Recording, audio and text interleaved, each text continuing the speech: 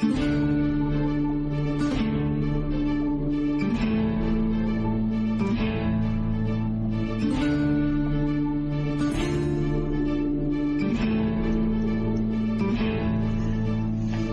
now, all you mangy dogs. Swab the decks and hoist the sails. The guns on board be needing some proper manning. Pieces of 8 and a fine wench on your arm. If your work be not too shoddy. Be careful not to flounder too badly, though, or you may have to dance the hempen jig as we see you to Davy Jones. Jeffy, my boy, on with the show.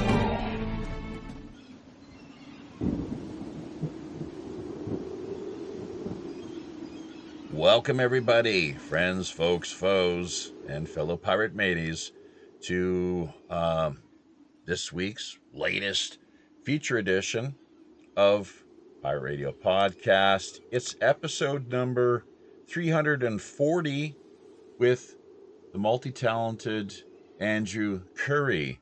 Before we get to him, though, however, let's remind you that I myself am, as always, your host, the Robin Hood's Chief Communications Officer, Jaffe Ryder. WPRPN.com is the website we will direct your attention to. Sign up is free. All you simply need is a username, password, and email. From there, everything should be pretty much straightforward. If you do happen to run into any problems along the way, do not hesitate in getting back to us via our email, pirate1radio@protonmail.com. We'll take whatever steps are necessary in helping to smooth things over and get you sailing off into the sort of direction you hope to be. Be sure as well to check out the show description end of things. That is always of a great benefit to all parties concerned, not least of which is because, of course, we have a Patreon presence and a couple of online merchandising outlets too, as far as people being able to access t-shirts, coffee mugs, and our PayPal, the Pirate One Radio at protonmail.com, that handy dandy email address if you like to keep in touch, stay in the loop, fire us off a little PayPal love and support. Really critical stuff, folks. We are listener supported, of course, so also, keep in mind that half of everything that we do manage to generate goes directly back to, support, among other things, what you're seeing here on screen right now, the Operation Secret Santa outreach and relief campaign. It's really unlike anything else that we've come across to this point, although we're encouraging, challenging all others out there listening at live stream or have friends who, do these sort of things to take a look at what we've archived over the past it's 10 years, I guess, and, follow suit. So, yeah, half of everything we do manage to generate goes directly back to the grassroots, very much in conjunction with the whole WWRHD, What Would Robin Hood Do ethos and philosophy. Liking, commenting, sharing, remembering to hit notification and subscription buttons, really critical stuff for little independent underground live streaming shows such as ours here, of course,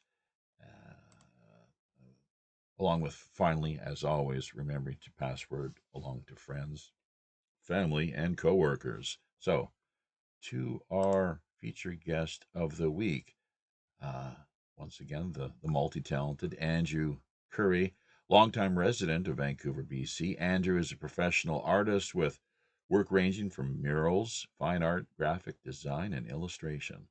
For the past 2 decades, he's worked in film and television as a storyboard artist and concept illustrator, specializing in commercial production. He's been a guest on numerous podcasts, including Forum Borealis, LNM Radio, The Mars Revelation, UNICUS Radio Show, and Richard Hoagland's The Other Side of Midnight. Co-founding The Other Side of the News for a time, He co-hosted Revolution Radio's Morningstar Report and the Right Stuff Radio Show. Welcome to Pirate Radio Podcasts. It's a long way from Deep Cove to Skullport Harbor, but glad you've taken the time, made the effort, Andrew. Looking forward to this. How you doing? I'm good, Jeffy. Thank you for having me. Thank you. Things are going all right then, are they? Via, I guess Ye- it's North Vancouver to be exact. Yeah, yeah, North Vancouver, British Columbia, Canada on the West Coast. And yeah, I mean it's the tail end of winter now, right? Last month or so, I think the gopher came up. Where is that place in the States where they do the gopher? Anyways, he predicted another 6 weeks of winter, so I mean, we've had a little bit of snow, but it's, you were here at one time, so it's mostly rain, and that's what we plod through. But other than that, I mean, it's business as usual. The city's changed a lot.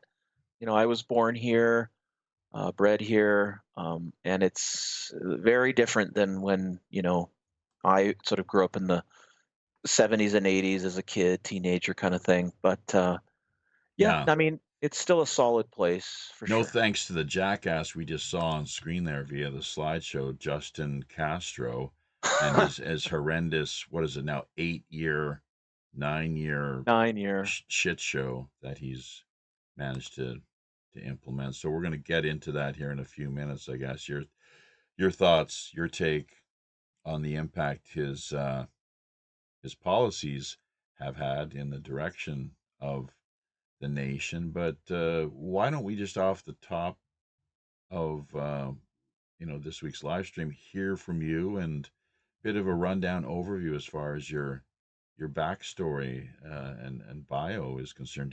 Did we hit upon everything that Yeah. you think we perhaps should have? The Robert Morningstar angle is quite interesting to me personally, given the fact that, and so we'll hear from you here momentarily how it all came about. You made that connection and helped out in the co-host capacity for some time, but Forum Borealis as well. Al B out Yeah, of Norway. It's that's a right. small world. Uh, we haven't heard from him in a while. If you do talk to him though, be sure to give him hell. Ask him why it is that he hasn't got back to Jaffe or lately. He used to actually be for 4 or 5 years running our last formal featured interview of every year.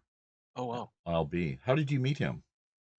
Um, that's a I think what it was is I stumbled onto his podcast, Forum Borealis, and it was a long format kind of program, harkening back to really old radio days, actually. And I really enjoyed it because he could really flesh out his, the ideas of his guests and stuff. Mm-hmm. And I think I had reached out to him just to make comments or something. And then he ended up interviewing someone I knew, a lady named actually Laura London, Mm-hmm. who Oh, the does. Jungian psychoanalyst? Yes, yeah, Oh, how yeah. Well, about that? she's not a psychoanalyst. She Okay. makes that very clear. She basically is very much researched in the area. Her degree is very different, I think, or it is psychiatric something or other. But she was on the show, and then the connections sort of further came up, and then he kind of found out that I was doing work with Richard Hoagland and talking about the anomalies that we feel we're seeing throughout the solar system. Anomalies meaning we're really feeling, Jeffy, that we're seeing artificiality all over the place, from the moon, Mars, right out to many moons and many planets in our solar system. And that's sort of Richard's background, if people want to look him up. He's actually been mentioned a lot on Joe Rogan show recently. But Really? so, yeah, there's been Why is that exactly? well, Richard thinks, and I think too, that he's Joe says over and over again, Rogan says that he was a fan of Art Bell, right? Mm-hmm. Art Mm-hmm. Bell, and I guess would hear Richard on it, and he kind of, I think he might have read his books, and he was really into Richard, and then he kind of, it's really weird, Jaffe, because he says on air, well, I was really into Richard's stuff, and then he started making all these precise measurements of, Ah, and all this, and so it's a conflict people have with Richard, because he comes up with pretty extraordinary concepts and ideas, and then he tries to turn it into a science, which is at this point not really possible until we find this stuff, if it really is there. But that's the way I sort of came in with Al, and he heard me, I think, on the other side of midnight on Richard's show, and then invited me to come on and talk about space anomalies. And I said, there's a lot better people more qualified than me, but we had a great time. And he said it was one of his more popular episodes, so I guess it worked out all right. But I haven't talked to him in a while. We usually message each other, but I should reach out to him. I've been thinking of him, so I will definitely, say, hey, Jaffe's looking for you. So, but LB, yeah, yeah, not Richard. Just to be clear. yeah, Jaffe, Mm, yeah, I give him shit, ask him what's going on exactly. So yeah, ghosting me essentially. I'm not sure what I did, but yeah, there could be a bit of a backstory to that. I don't know if you'll. It's it has it's a really it is a small world in so many ways, and as it was, I had some books sent to me from someone who I found out, or we both found out, was at some point down the road after he'd already been interviewed by us several times, was a mutual friend out of Norway. Not naming any names. This guy's like super hypersensitive though, and it's a long story, frankly. But as we so often like to say here, 6 degrees of bacon. Sometimes only just one or two. Interestingly enough. So, but no, I really enjoy Al's energy, his intelligence, yeah. and everything that he's put out to this point. So kudos to him. Roger Hansen as well, that we see here dropping in right off the bat to the chat end of things. We're working on trying to make it to around at least 10 people altogether. A lot of lurkers, as is typically the case, unfortunately. Sign in, folks. Live stream, or rather D-Live, Facebook, YouTube. What else are we looking at there? Telegram. Hey, we got to launch Telegram. Let's not forget that. And homenetwork.tv. So, yes, indeed, homenetwork.tv. So, from Richard Hoagland's show, then, you came into Robert Morningstar's orbit, Yeah. as it was. So, how did that all unfold? Yeah, well, and so getting back to Richard real quick, so I sort of, with Richard too, just like with Al, I sort of reached out with an email, because he had started his own show when Art Bell, I guess, had gone away from uh, Coast to Coast, and then he came up with his own. Eventually, I think there was something, he was kept out of the broadcasting until period of time, and then he came back on with Midnight in the Desert and invited Richard to come after midnight, so from midnight to 2 in the morning Pacific. I think that would have been Pacific Standard Time.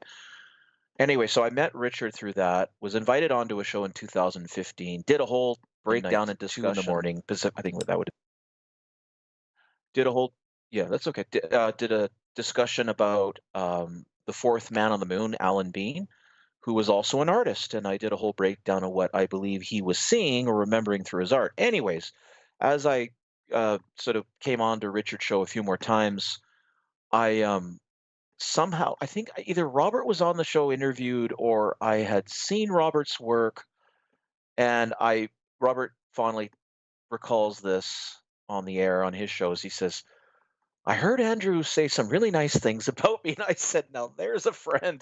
And I was being very sincere. I wasn't, it was Robert has a very particular way of talking. It's very measured, and his breath control is pretty amazing, I find, actually, even when he speaks. And it's very measured the way, it's funny.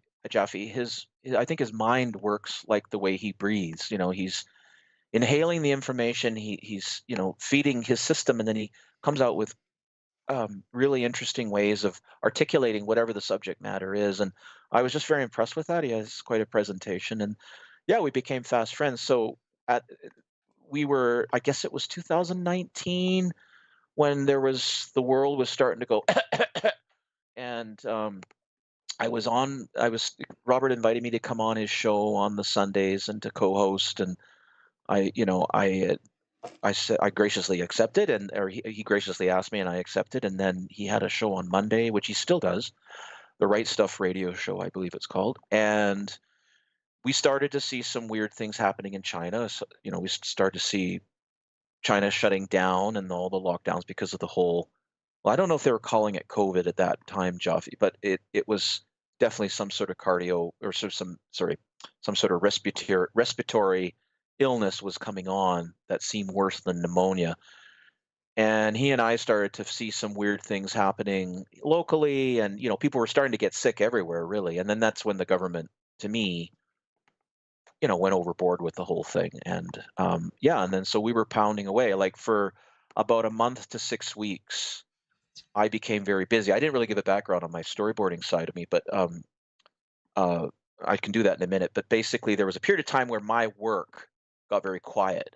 It was at least a couple months, and it was refreshing on one level because I got to spend time with my kids and really enjoy them, and we went biking, and it was lots of fun. But when the paychecks don't come in, it gets a little thin. But we were pounding pretty hard with the COVID thing and lots of weird things happening in Canada. There was a whole situation where it looked like, we have one level 4 lab in Canada for deadly diseases, right? It's in Winnipeg, Canada, in You Manitoba. and Robert helped to break that story, apparently, is what he told me. Yeah.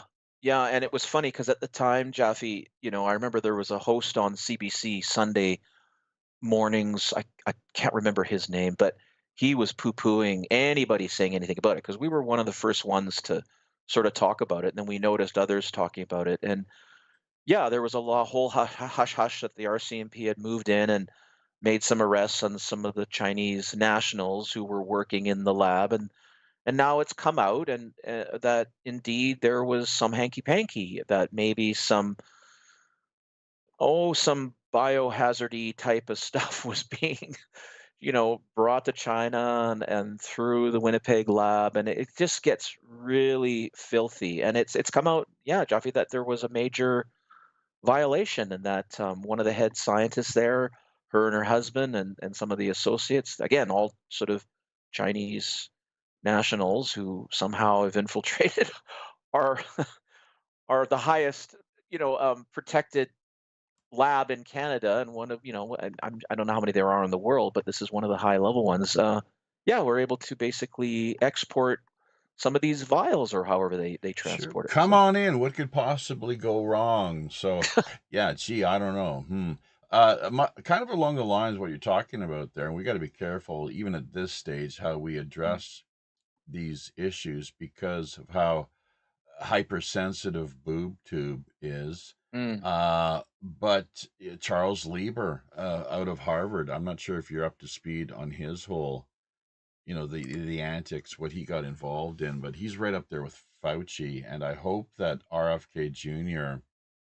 works to better expose Lieber, who did spend 1 day in jail, maybe, and then went home with an ankle bracelet and $100,000 fine. But he's the former chair of Harvard's bio chemical department, and essentially, managed to get away with mass murder, on a global scale, right down to how, like, he holds a patent, for example, on how you hear sometimes these experimental pearl shots are designed to work together in tandem with the Wi-Fi, right.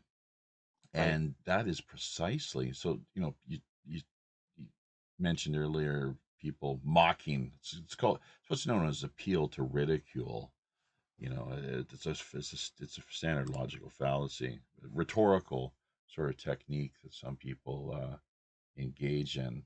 You know, or horse laughter is what it's called as well too, an appeal to ridicule. But that how could yeah, right, sure, yeah, little green men from space probably too behind the whole thing. But the fact is, yeah, Charles Lieber has the patent on on essentially weaponizing. Yeah. You know, we hear about gain of function. Well, this is with from the Wi-Fi end of things. You know, working together hand in glove. So not only have they weaponized through gain of function on the biomolecular that that end of the picture, but also using the Wi-Fi, which um uh if you think about it, like any even any innovation that comes to enters into the public sphere or comes to light, uh, the slightest innovation, let alone invention, the military wherever they are, they're all over it. You know, Yeah. even if it seems like if it's slightly it doesn't even seem important at the time. You can bet they're definitely they take a keen interest, more than what most people realize. So, and to think, I guess the point, just to try to summarize, if that's what this, if that can be done here at all, or uh, said to be what exactly I'm up to, and trying laying this out and trying to draw this not only to yours, but the wider listening audience attention, that it's we're looking at this is it's asymmetrical warfare is what it's Yes, known as. It's a war on humanity. that's It's right. it's the education system. It's the water that with the fluoridation of the water, the air that actually there are some pretty positive moves. Now that we mentioned the air, come back to that in a few moments, perhaps.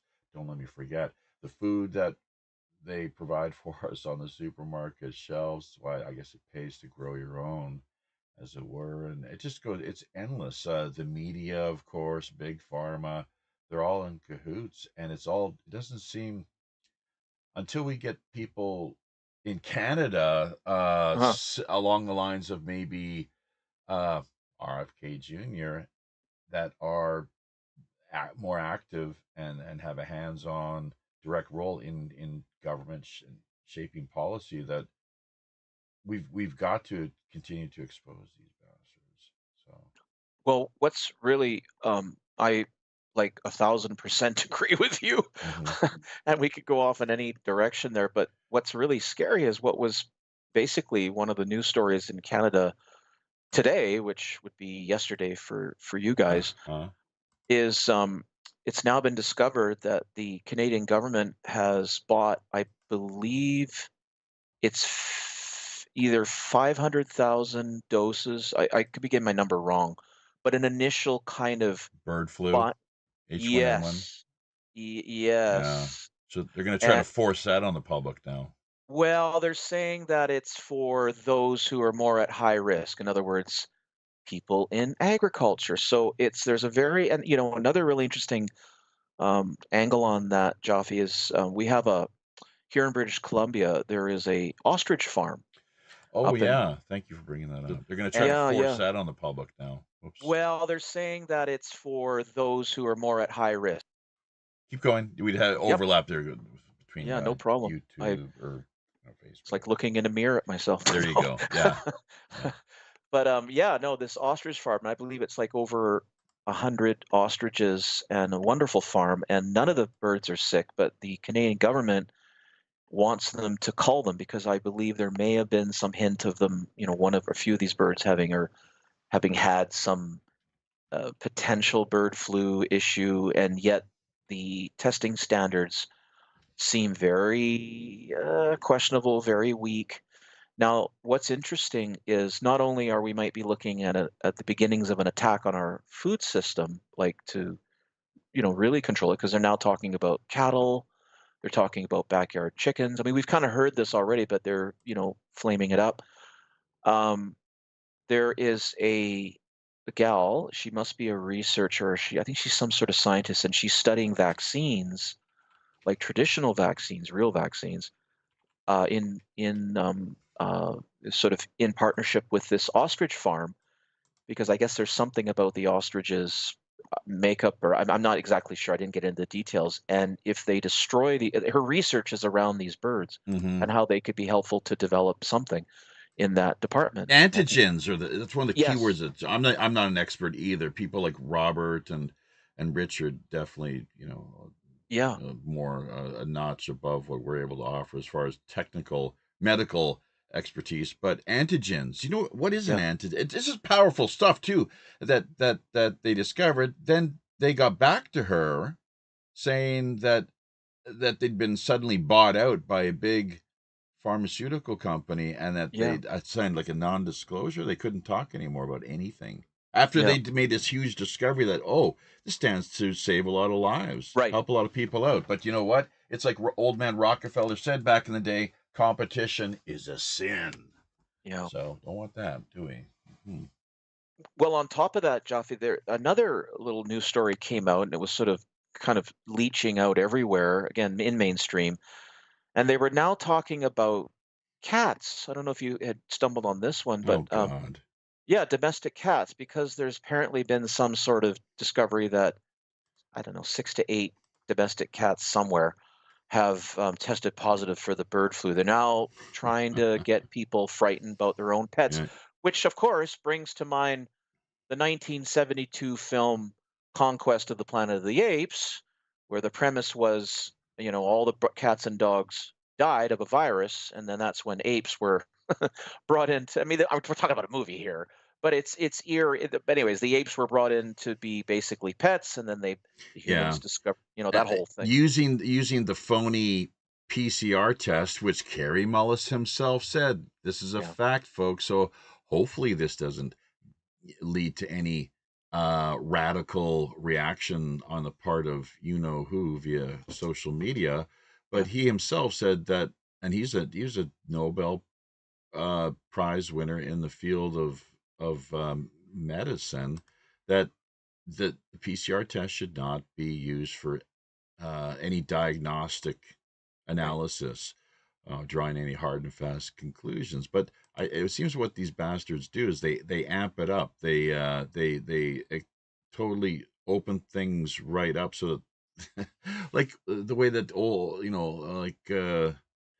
Hillary Clinton did when she took on the role of. This is a standard, government technique that they just shift the goalposts, the Yeah. parameters, the rule, how the game is being played if it doesn't suit their ends. So she did the same thing with Fukushima, I guess, when there was what was it, radioactive, the safety measures in place for consumption of seafood and whatnot, radioactive contamination of a certain limit and level, and because of Fukushima, that it went way over that, and then Clinton, she decided that it was completely fine to shift the parameters and the goalposts to suit her, well, the ends, I guess, rather than see, because what they do time and again is the standard technique that I see, the strategy taking place when there's a small problem that doesn't suit their agenda, they blow it all out of proportion. Yes. Whereas when there's something that's really big, that's a good thing, like ostrich eggs with these antigens, they Yeah. downplay or even try to demonize. Yes. So it's people, I think, really, it's food for thought, excuse the pun. And it was, speaking of which, it was the Department of Food and Agriculture that came Yes. after them. And Yes. the ostriches they're not even their food, they're exotic pets, I guess. Is that right? Exactly. Yeah. Yeah.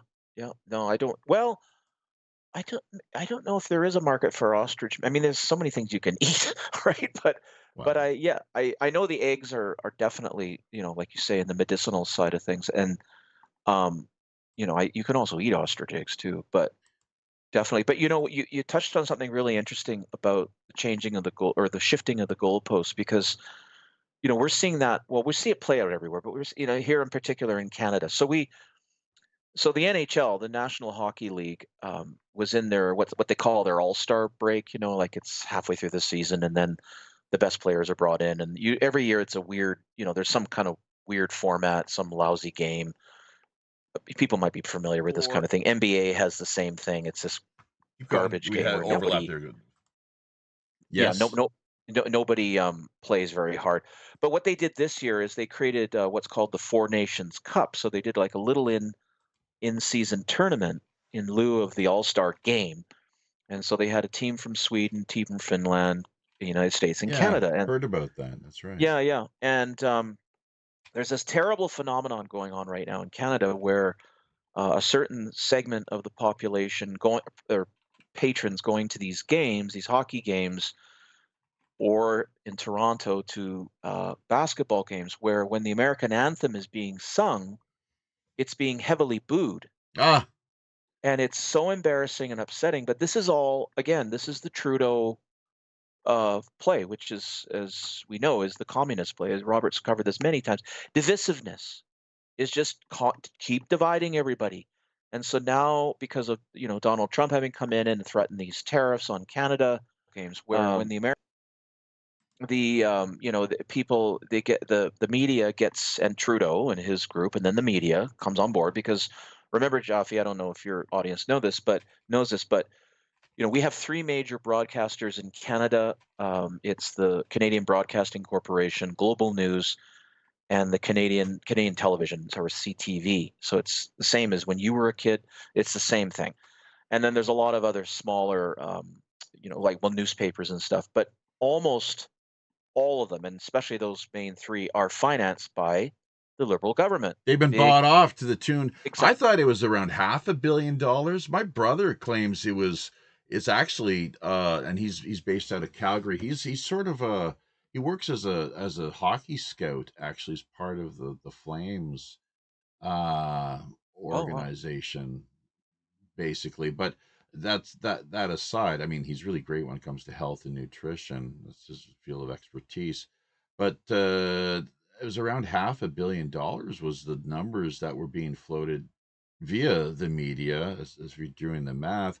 But he came here, the visit I was telling you about just in the pre-show kind of Yeah. the audio tech end of things we quickly did before going live, and said that it was over $1 billion, truth be told. And that wouldn't surprise me in the least if that were the case. But Rebel News, that as much as I'm not a fan of their ultra Zionist pro Israel policy, as good old Ezra Levant, Yeah. they do a lot of other, provide a lot of other quality coverage. So, and Trudeau, aka Castro, he really is. He's got to be Castro's Yeah. bastard. He's got to be. That 100%. well, I mean, is he willing to submit to a DNA test? It would be interesting. Did you hear what his half brother apparently said about him before he committed suicide? No. This is the not the Canadian half brother, but the Cuban half brother. He was the head of he was the head of supposedly Cuba's, was it energy or nuclear? They have like some high profile energy department, and it was even in a letter that he was kind of whining, moaning, complaining to his father Fidel, like, why is it that you treat Oh, Justin, that's right. Yeah. why are you so proud of him and treat him differently than me? And so there, he felt, I don't know the particulars, but that's the story at least. And Yeah. I've yet to see the actual letter itself, but that's what's been floated, and it's, to me, quite, it's telling once again how you have the mainstream media. They serve largely as the function of gatekeepers. That's Yeah. just the truth of the matter, folks. And it's probably one of the reasons why you got more and more people right across the board tuning in to the independent underground, genuine uh, alternative shows such as ours, obviously, because we're unfiltered, uncensored. It's why we're having to deal with so much as far as the censorship end of things is concerned too. It should be no surprise at this stage across the various social media platforms, all the way from just what do you say, passive aggressive shadow banning, the Yeah. gaming of the algorithms, to outright deplatforming. It's a horrific. It's really, and they talk about net neutrality. That's the thing. It really gets. Say what? How's it gets under my grill? Really, it really pisses me off to no ends. You can't say that on Robert's show, but here you can. So you're even entitled to one complimentary F bomb, believe it or not. So big shout out to Zane Ivy and Herb Anthony. Herb saying here, propagandist, media is paid disinformation specialist. Do you know that term? Have you ever looked at the term or the word propaganda? Do you know if you break it down etymologically? I'm not sure if you're a big uh, language kind of guy or not, but have you ever stopped to see what that actually means? I No, mean, no, well, no. pro pagan, duh, Ah. right? Huh? Oh boy. Do you get it? Yeah. Pro pagan, Yeah. duh. And on top of that, I simply say all roads lead to Rome. Oh, that's so interesting, Oh Joffrey. yeah. Oh well. Think about how and where does propaganda? Where did it originate?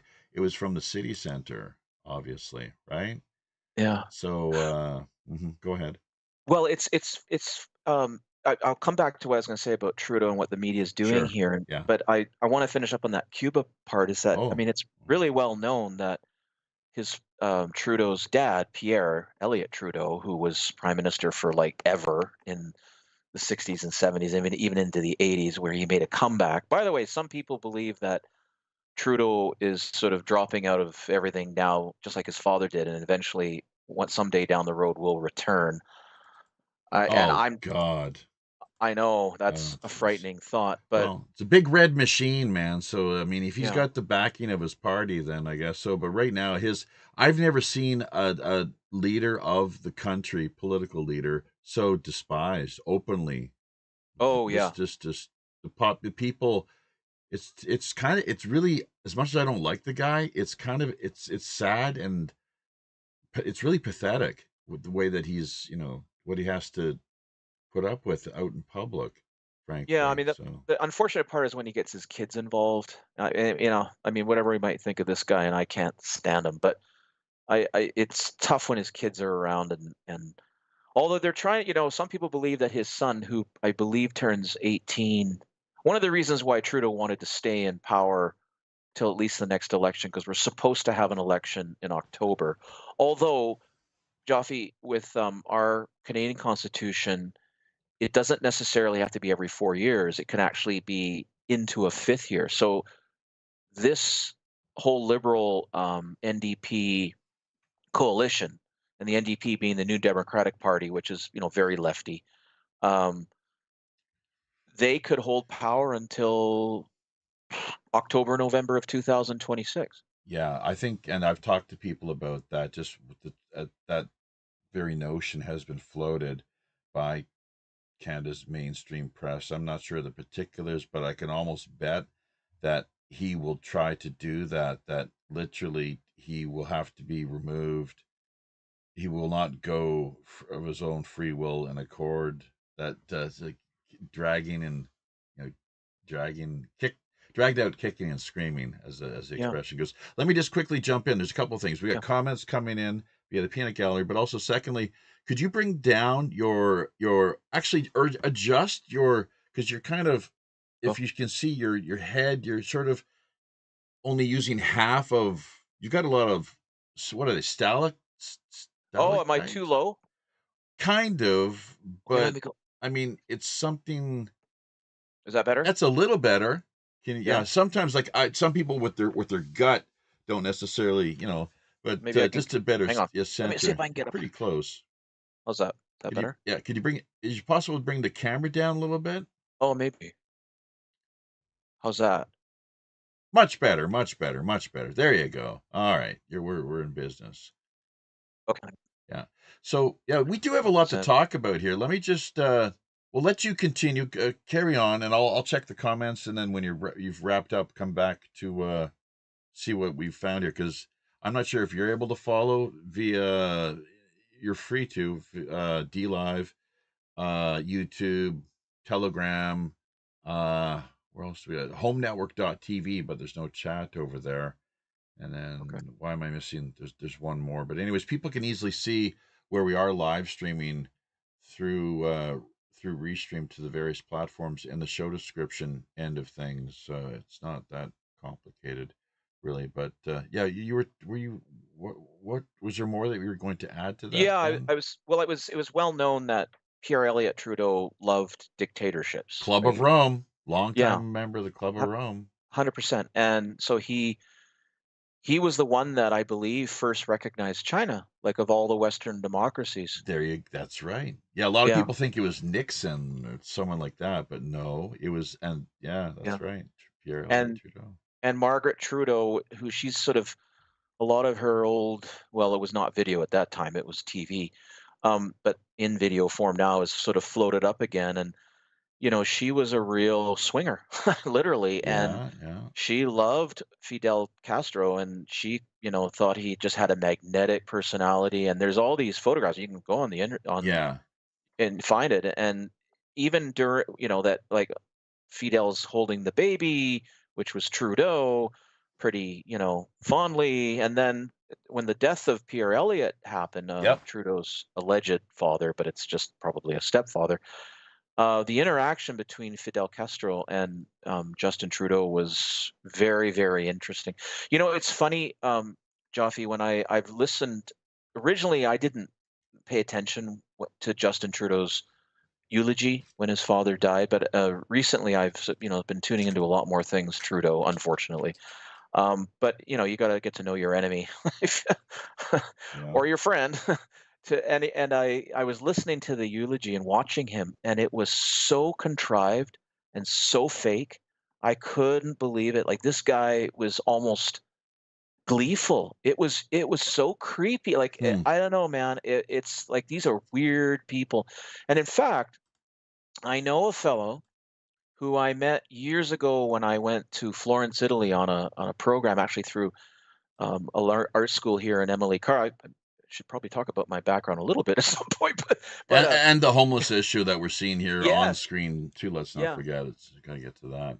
but I 51st state. Let's yeah, say I got yeah. that version too. Well, yeah, well, just to finish up this one little story. Mm-hmm. So I years ago when I was a student, and kind of like making the decision to really go into my art career after kind of doing a degree in English and stuff at UBC, at the University of British Columbia. I Mm-hmm. did a course through Emily Carr, and I ended up in Florence, Italy, and visiting these different places in Italy. And one of our out trips, it was a course. It was like I was taking etching or something. Beautiful place, Florence. I don't know what it'd be like now, but anyways, one of the out trips was to Venice, Italy, and I met this guy who ended up telling me that he was a prince. And he was a very strange guy. And I mean, I later found out. I mean, I got the feeling that he was, gay and interested in me, but I just don't swing that way. It's just not my thing. But I could easily be friends, etc. And anyways, we kept in contact over the years for a little bit, and then recently he reached out to me through Facebook, and we got sort of chatting. And he told me that he had Justin Trudeau sitting on his lap when Trudeau was a baby, like a little, like really young.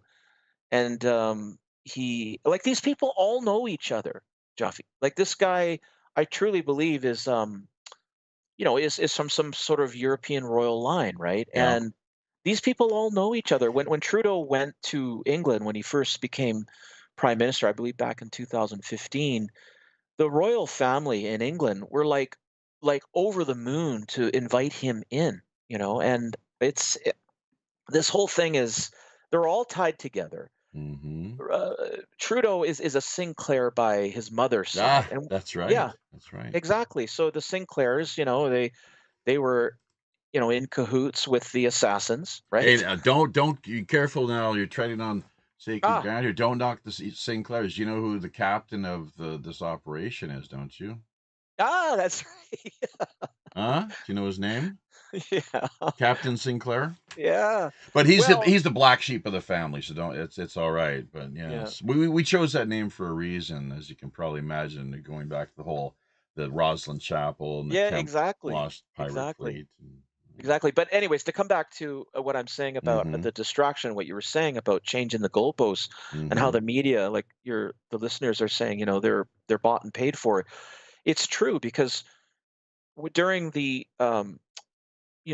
COOF, we had a bunch of truckers from across Canada go all the way to our capital, Ottawa, and start honking their horns and saying, "We want these mandates to stop," right? Like all the Enough. enough.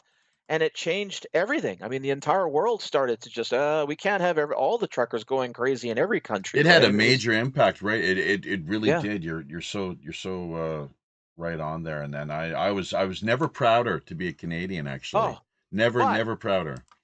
Jeffy, it was, racist and misogynist to honk a horn because that was equivalent to, doing the interesting salute from the 30s and into the 40s from a certain country in Central Europe. Wow.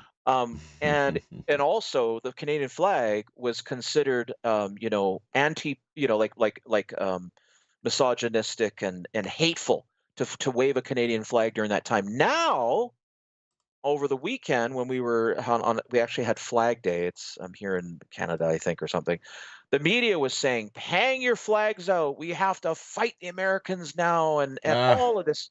And that's what you're talking about. It's just that now putting your flag up, and I've seen them on people's little posts on their cars or the little antennas. I've seen the neighbors across the street for the first time ever since we've been living here, which has been close to 20 years, putting up a flag proudly on there. Oh, yeah, man. And they're all really wealthy leftists. It's the same pattern over and over again.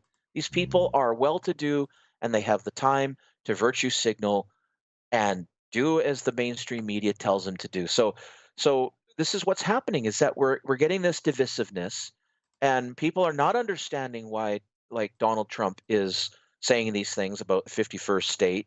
Look, I went on Robert's show for many, many times on his show. I said to to the listening public, I said, because it's going to be mostly Americans, right? And I said, look, we have the longest unguarded border in the world, and what's happening in Canada is going to be a danger to the United States at some point. And sure enough, what does Donald Trump comes in his administration? You guys got to clean up the fentanyl problem, which is exactly what the imagery you're showing, and you guys need to shore up the kinds of people you're letting into the United States. And all of this nonsense about, oh no, there's only 1% of fentanyl actually coming from Canada to the United States. 5, apparently. I've heard Oh, 5. 5 now. Oh, that's yeah. Jeffy, another super lab was discovered in the interior British Columbia just the other day. Another one. Okay. Well, it's a problem. There's no even 5% is too much, obviously, because I think we understand it's just too potent and powerful. Anything that's killing people, like that's just a no. It's Yeah. got to be addressed, obviously. So Yeah. yeah. But it's the money behind it, and I know you've covered this on Robert's show, and we should give it a minute or two. But it's the Chinese Communist Party is sponsoring all this, and the Mexican cartels are right here in my province doing this. And there's more. We have Well, what about the HA? They got to have their hands in the few. It's just not just weed, coke, and yeah, pimping young women out on the street or whatever they oh, do. And Jaffe, the real estate in Vancouver is insanely yeah, expensive. yeah, And for the longest time, when they had Vancouver. really lax rules about who could buy these properties, it was Mm. called the Chinese model. They would bring their money in here, clean it through buying the houses, and then flip them or hold them forever long and then just sell them at extraordinary prices. Mm-hmm. The same with the casinos. There's a really good independent Canadian journalist, Cooper, I think his name, has been doing some amazing work, wrote an amazing book, Mm. and I'm sure you guys have covered this as well, but Nope, it's nope. You should have been oh, on this past week's news, though. It was brought up. Now, we have several contacts in Vancouver. We like to put you in touch with people that are sort of Yeah. in our orbit, part of our crew here. So, Yvonne Malfont out of Coquitlam. Naroki actually spent a lot of time in Vancouver. He's in Edmonton now. Yourself, and there's one other person I'm forgetting, but do continue. This is critical stuff here. Well, so we have so much infiltration of our, I think, honestly, Joffe, so many different levels of government and our institutions are now infiltrated. Let me bring it down to one simple one. So there is a group in British Columbia called the Justice Institute, and I know where the building is. It's in Burnaby, British Columbia, just along, when you come off the number one. And I was updating myself. I can't remember exactly why I was looking into it a few years ago. And the number of initiatives they have going on with them and China, and the police officers, quote unquote police officers they bring in from China to train them at the Justice Institute. Justice Institute used to be like they would train I believe like guards, and they did different things, but this Chinese police officers brought into trained as what? Yeah, exactly. No, really. What's I don't know what as what? Do you know? Just in terms of honestly, I can't remember the details. It just popped in my head though. Yeah. But Let's not forget how active the CIA, with the Five Eyes, but CIA technically, as an example, they're under their mandate. They're not allowed to operate inside America's borders, but anything beyond that, not a problem. I guess the domestic end of intelligence and spying is left up to the FBI, whereas, it's the CIA is all about anything external, including and Canada. They've had long involvement. To what extent, who knows? But it all, as you say, it's all a big club. It's all George Carlin laid it out there, and he really drove the point home. You've seen that bit of his, haven't you? Right. Yeah. So, and you and I are not in that club. By the way, it's the same club they use all day to beat you over the head, telling you what to believe, who to vote for, and so on and so forth. So, oh God, yeah. Well, here's another example. So just today, a report came. This is what I mean by infiltration. Just the Chinese alone. Our Governor General, and of course her name slips my mind. She's the first First Nations Governor General. Is this for British Columbia? For Canada. The provinces have Governor Generals as well, though, don't they? Yeah, they do. But the main one in Ottawa, right now it's a lady. They're more ceremonial than anything. More like kind of like a. Well, they're the queen. That's the Queen's representative, correct? That's the thing. The figurative head of state. It's a symbolic head of state. Actually, it's the King's representative now. I guess the Crown's representative. Yeah. The firm. The firm. So one of the world's top landowners, aside from the Vatican, I think it's the Crown of England. And do you remember all those reports a few years before the Queen passed away?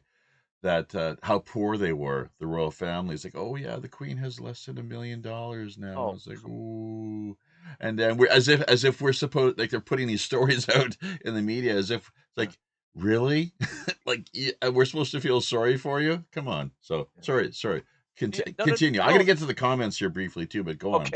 Well, she apparently just gave some sort of huge Canadian Medal of Honor or something to a Chinese national named Shishi Li, I think. And this lady, this is in Quebec, and this woman, this Chinese national who got this huge Canadian award, is apparently up on charges by the RCMP for running 2 Chinese police stations in Quebec. This is going on in our country at the same time, simultaneous. At the very same time where she's being awarded by the Governor General. Yes, with this Medal of Honor or something. She's facing like serious, legitimate formal charges. Yeah, it's some sort of Oh, investigation into like, these. is there nobody else in Canada that could have got this award? Really? It's it's all pandering. It's all this D what is it, DEI? Okay, I don't even know. Die, die. Yeah, Yeah. yeah, die. Yeah, yeah, exactly. Let, Go go ahead. ahead. Well, I get to my get point is comments. that we're not only infiltrated heavily by the Chinese Communist Party. We're not only infiltrated, I believe, by the Khalistani breakaway movement. Part of the Punjabi. The Punjabis who want their own state. Um, they are heavily influenced here in Canada. Much less the Hindus, which is the main party in India. But you also have the Iranian National Guard, I believe they're called. It's their main, um, their Royal Guard. I can't remember what they're called, but there's this infiltration from many. Like, forget about the Russians. Don't worry about the Russians. We're talking like everybody else has already got their hands on this country. And don't forget, we have a big north and a big wide open space that's not really highly patrolled.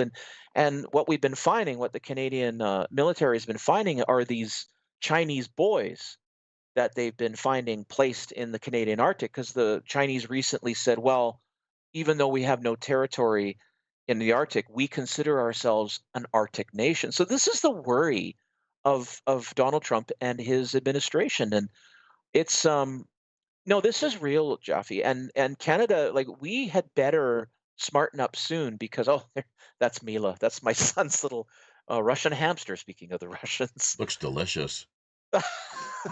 oh, she's a darling. You sure But adopted from Richard Gere during one of his Vancouver movie sets? actually, So, you know what, Jaffe? Rodents are some of the most beautiful little pets. They call rats pocket puppies. mhm. They're anyways. I'm sorry, I won't go down that road. Why But do you think I married the wife? I've been with her now for 23 years. She's, ups and oh, downs. they're actually such beautiful little pets. But Yeah. anyways, yeah, no, it's a real problem what's happening, and it's a deliberate dissolution. Did you know that there is a group now of Hamas?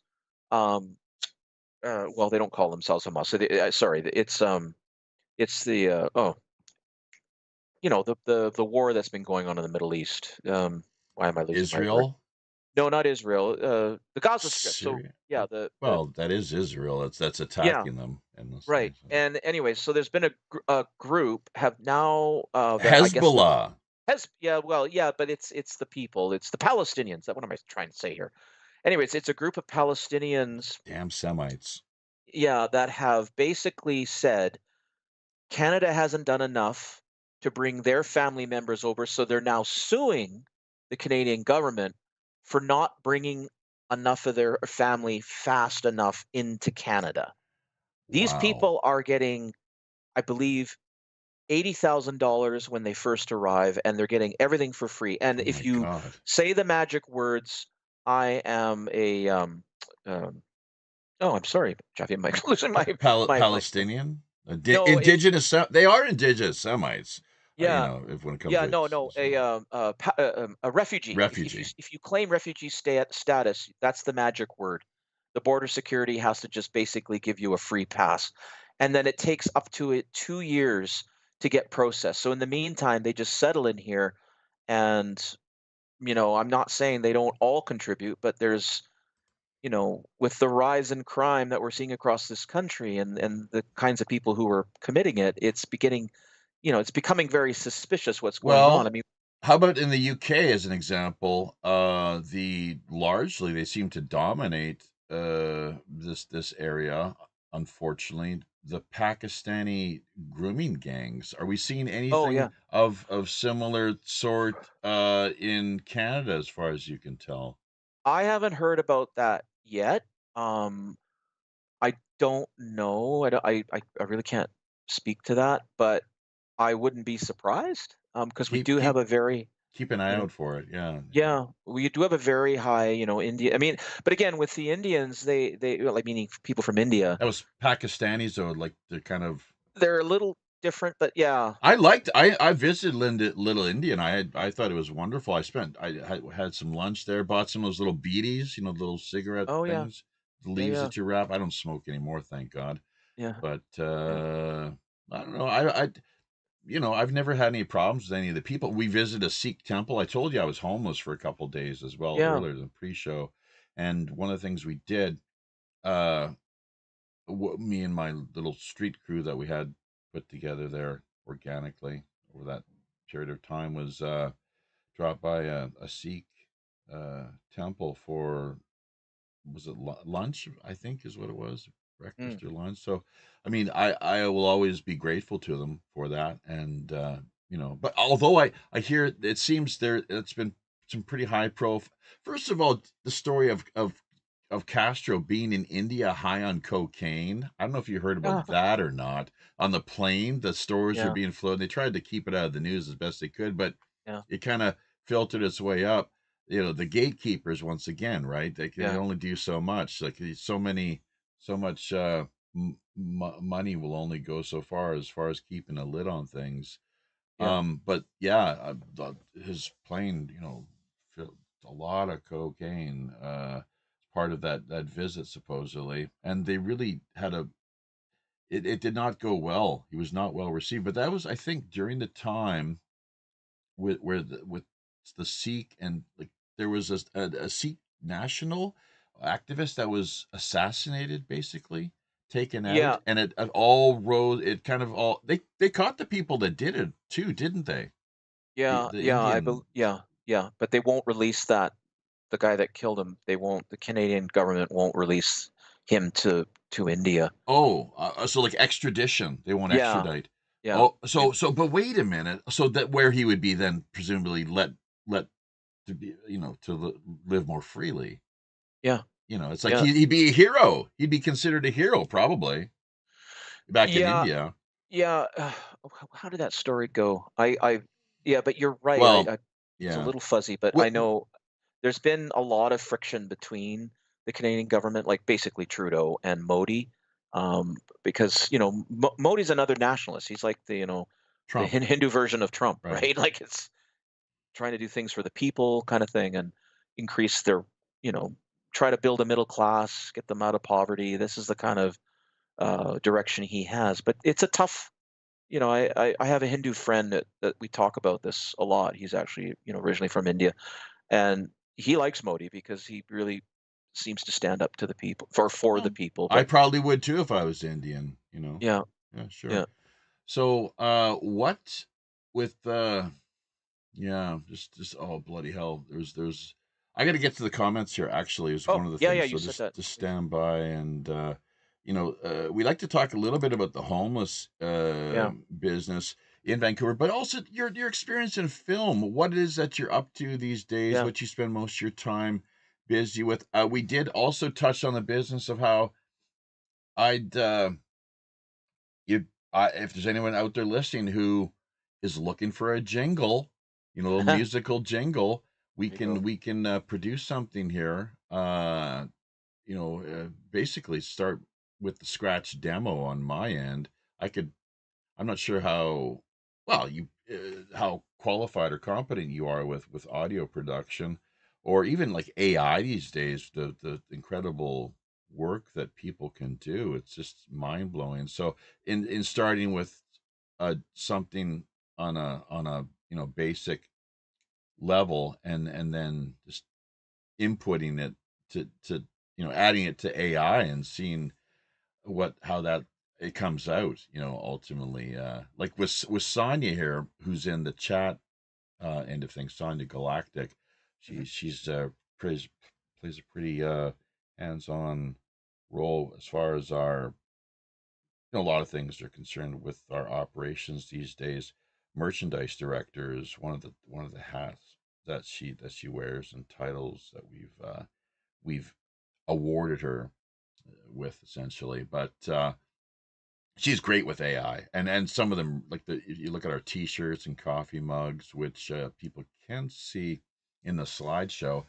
Beware the technKRAKEN is one of them, and when we talk about that, you can just imagine all the tentacles, of course, with big Yeah. pharma, big media, uh, big agra, and just everything else that and big tech, obviously, too. So, how about just kind of shifting gears a little bit? And I'm not sure if there's anything you want to cap off that because I tend to be a little disjointed at times and jumping around from one topic to the next. Although, in true Socratic fashion, what I really think is, it's critical, of course, I try to do is to circle back Right. to circle back to the original point. So you just lay things out A to whatever, A to Z, or hopefully less than that, just a few points, but then circle back and kind of revisit and either summarize or recap what you've put out there. So, but Elon Musk and the Canadian history, his grandfather. Do you know the story regarding that whole business, that legacy? Not really, Oh Jeffy. I boy. mean, I know that he has his mother. His mother was from Saskatchewan originally. She was a model from Saskatchewan, right? I know that part. So he came and went to school, I think in Montreal in his student days, and got his citizenship. That's about what I know. Now I know my eldest son's ex-girlfriend. She's originally from South Africa. Her father used to be classmates with Elon Musk, actually, and he had some funny stories to say Oh, about yeah, I'm yeah. sorry. I'm sorry. Who was a former classmate? So my eldest son, his ex-girlfriend, um, he's 20. My eldest son is 25. His ex-girlfriend was originally from South Africa. She lives here now in Canada, and her father was classmates in high school with Ah, Elon Musk. her Yeah, father. and he was Okay. bullied. He was bullied by and this ex-girlfriend's dad. Him and his friends used to sort of protect Elon, and Elon was not even sort of in class rankings. He wasn't even at the top. He was kind of like somewhere in the middle. Now, this is something that I don't think is brand new news because he did come out with a book recently. I haven't read it, but I know that I read a bit of a synopsis and the whole thing about difficulties with his father, and issues with bullying and stuff came up in the book because they had a big property and they had their own private landing strip They were on their diamond miners, weren't they? something like that, diamond or gemstones of some Yeah. sort. Yeah. And the father would come in on his plane, sometimes having a little too much to drink while driving a plane. And yeah, Well, it was kind of a rough thing. So it was a very interesting conversation I had with this guy. But anyways, okay. yeah. They've So I don't, managed the two have managed to reconcile, as it were. well, that's Interestingly, good. yeah, it's good, I guess. Obviously, so let's see. Roger Hansen watching now. Jethro, who we're not seeing here, maybe they dropped in earlier and we didn't get our live stream up in place soon enough. But Joshua Allen Huckle, Zane Ivy, Sonia Galactic, and a whole host of lurkers. Reverend Jim dropping us some digital love. I'm not sure if it's diamonds or lemons exactly what the deal is, but Roger making some note of that. So much appreciated, folks. Good stuff. Keep your thoughts, comments, questions coming. We are, of course, speaking with the multi-talented uh, fellow Canuck, Canadian here out of Vancouver, British Columbia, Andrew Currie. So hopefully people were able to catch the opening segment and everything as far as his backstory and some of the current events that are impacting the lives of people across the country. It's mostly what we've been hashing over, as it were. So trying our best to navigate our way around these all too sensitive topics where you can be punished, penalized, as it were, whacked on the virtual pirate peepee, something I'm sure here at Castro on screen through the slideshow gets a big kick out of. But he's got to be the worst prime minister that we've ever had. Yeah, Seriously, the worst. yeah, Terrible. And I wonder to what extent he is working via this big red political machine. And it's red for a reason, folks. yeah. Let's take note of that. Okay, whether it's uh, you know, uh, Jew, Jewish Bolshevism, the Reds of the Russian Revolution, the Rothschilds. I guess those are the two main areas that I would, look to and associate with as far as the color itself is concerned. So, I will, but and we mentioned Pierre Elliott Trudeau's longstanding membership in the Club of Rome. I wonder to what. Now he is a graduate of Klaus Schwab. Another actually, he's a speaking of Rothschild. His mother was a Rothschild. A lot of people aren't aware of that, but apparently that's how the story goes. Klaus Schwab. So and Trudeau being with that Sinclair DNA, of course, it's he's someone that was groomed probably right from the time of birth to take on the position, the and perform the role that we've seen unfold over the last not quite 10 years now via Canada's political landscape. But yeah, I don't know. Once again, just a big word of thanks to everyone that has been helping out with the comment end of things, of course.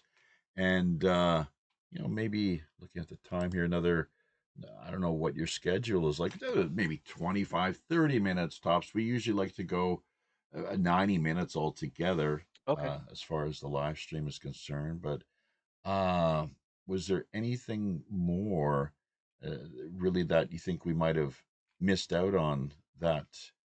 Uh, because you touched on, you hit on the ostrich farm business, Mm. the Picton pig farm. That's, Oh, I'll tell you what, we've got, now there's two more. Brian Rue, we got one of his big fans in the live streaming end of things, Roger Hansen out there right now. So shout out to Roger.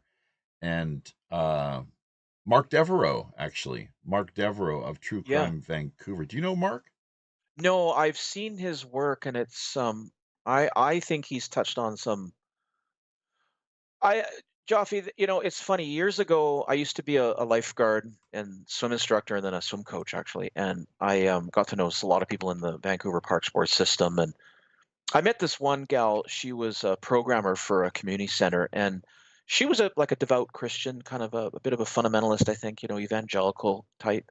And they're wonderful. I mean, they're being proven to be totally correct of what's happening in our world.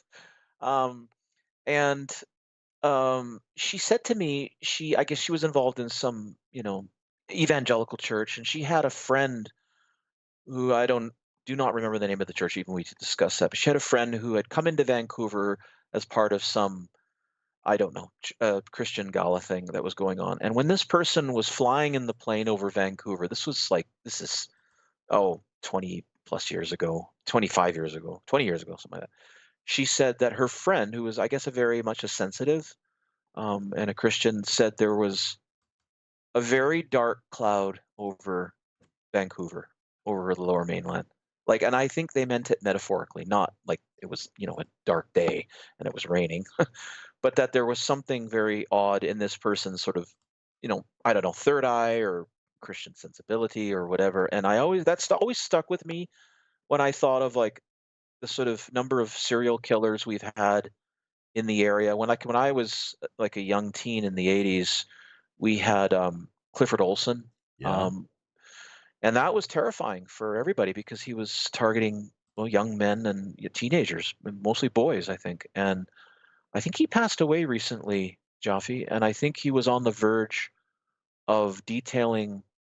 It's actually, what's really funny. One of my early girlfriends, her she had either it was a friend of hers who was a psychiatric nurse that worked with him actually when he was in whatever prison psychiatric thingy, whatever that he was in. And she's told me through him, or I found out through him, that the kinds of stuff that this guy talked about and was doing, it was so cold, it was so creepy. And like you said with the pig farm, I mean, there's this, and I don't remember, is it Devereaux? Is that who you said? Yeah, Mark Devereaux, that's Yeah, right. I don't remember if it was him or someone else talked about. There's a uh, I can't remember this, but there's some sort of boundary line agreed upon where you can murder your victims in this city. And like, I mean, obviously murder happens everywhere, but in terms of sort of almost a ritual way, I can't remember if it was him or someone else, but I remember. And again, that, is there a way to really prove that? Is it, is there something going on at a deeper level that's part of some weird dark ritual? I, dude, I don't know, but Vancouver is interesting. It was always a very, to come back to where we started, Vancouver's always been this extraordinarily beautiful place, but there's a pretty dark side to it, and I mean, we've covered that in terms of the drugs. I mean, the homelessness that you're talking about, man, I used to go downtown. I still haven't talked about my background, when I used to meet directors, because basically, Joffe, what I've been doing for the last 20 years, if people don't understand what storyboards are, is I work with directors to create. Basically, I create the scenes that they direct me to do. So we work from the script, from the treatment. I started off in film and television. Met a lot of really interesting people. Did major movies and stuff, and then I discovered that I really liked the storyboarding the most out of all the things I did in sort of the art department of our local union, and I began to go, excuse me, into commercial, storyboarding for commercials, because it's quicker. You're not stuck there for months. I get jobs done in hours or days, and I get to set my own rates. And uh, so I used to have to go downtown into downtown Vancouver to meet with directors at wherever hotel they were staying at, to sit with them to draw the scenes, because in film and television, off you use a lot of storyboards if it's like special effects heavy, or if it's like a car chase or some kind of action scene. It's really important to have like really clear direction of where the actors have to go, et cetera, the stunt people. In commercial advertising, which is what I've been sort of specializing in for the last, it's been a couple decades now, or close to it. um, it's about the product or the service, so each shot is expensive, and the client wants to see their product or service put in the most, favoring light that they possibly can. So the storyboards are incredibly critical for commercial production. That's why you can generally charge more. But anyways, I used to head downtown, and it's busy, whatever. I used to even have a little office downtown, just on the edge of Gastown, and you'd see some crazy people now and then, and your occasional, lady of the day and night. But generally it was safe. But um, Joffe, I recently, like within the last year, because what's happened is, even before COVID, or yeah, before the whole thing, I was doing a lot of work because I have clients like all over the world, mostly from the United States, but Britain, everywhere. I've done even work with the Chinese. That was an interesting situation. They wouldn't pay me because they didn't believe who I was. Or anyways, the long story. I finally got paid, but um, I moved to just doing consulting over the internet. So when the coof came, when the whole thing, pandemic-y thing came, I was already equipped to work from home. That's just what I did. But originally, I used to drive downtown, and like I said, there was always like a little bit of Skid Row and stuff. But man, when I went down last year, I think we went to go see a football game at our the CFL, Canadian Football League. Joffe, I couldn't believe the nightmare down in the downtown east side.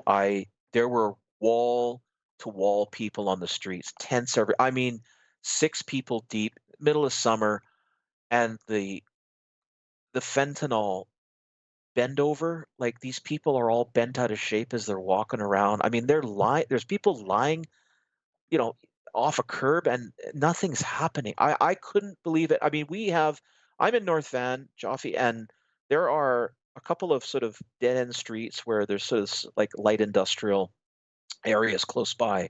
I mean, like literally a 10-minute walk from my home.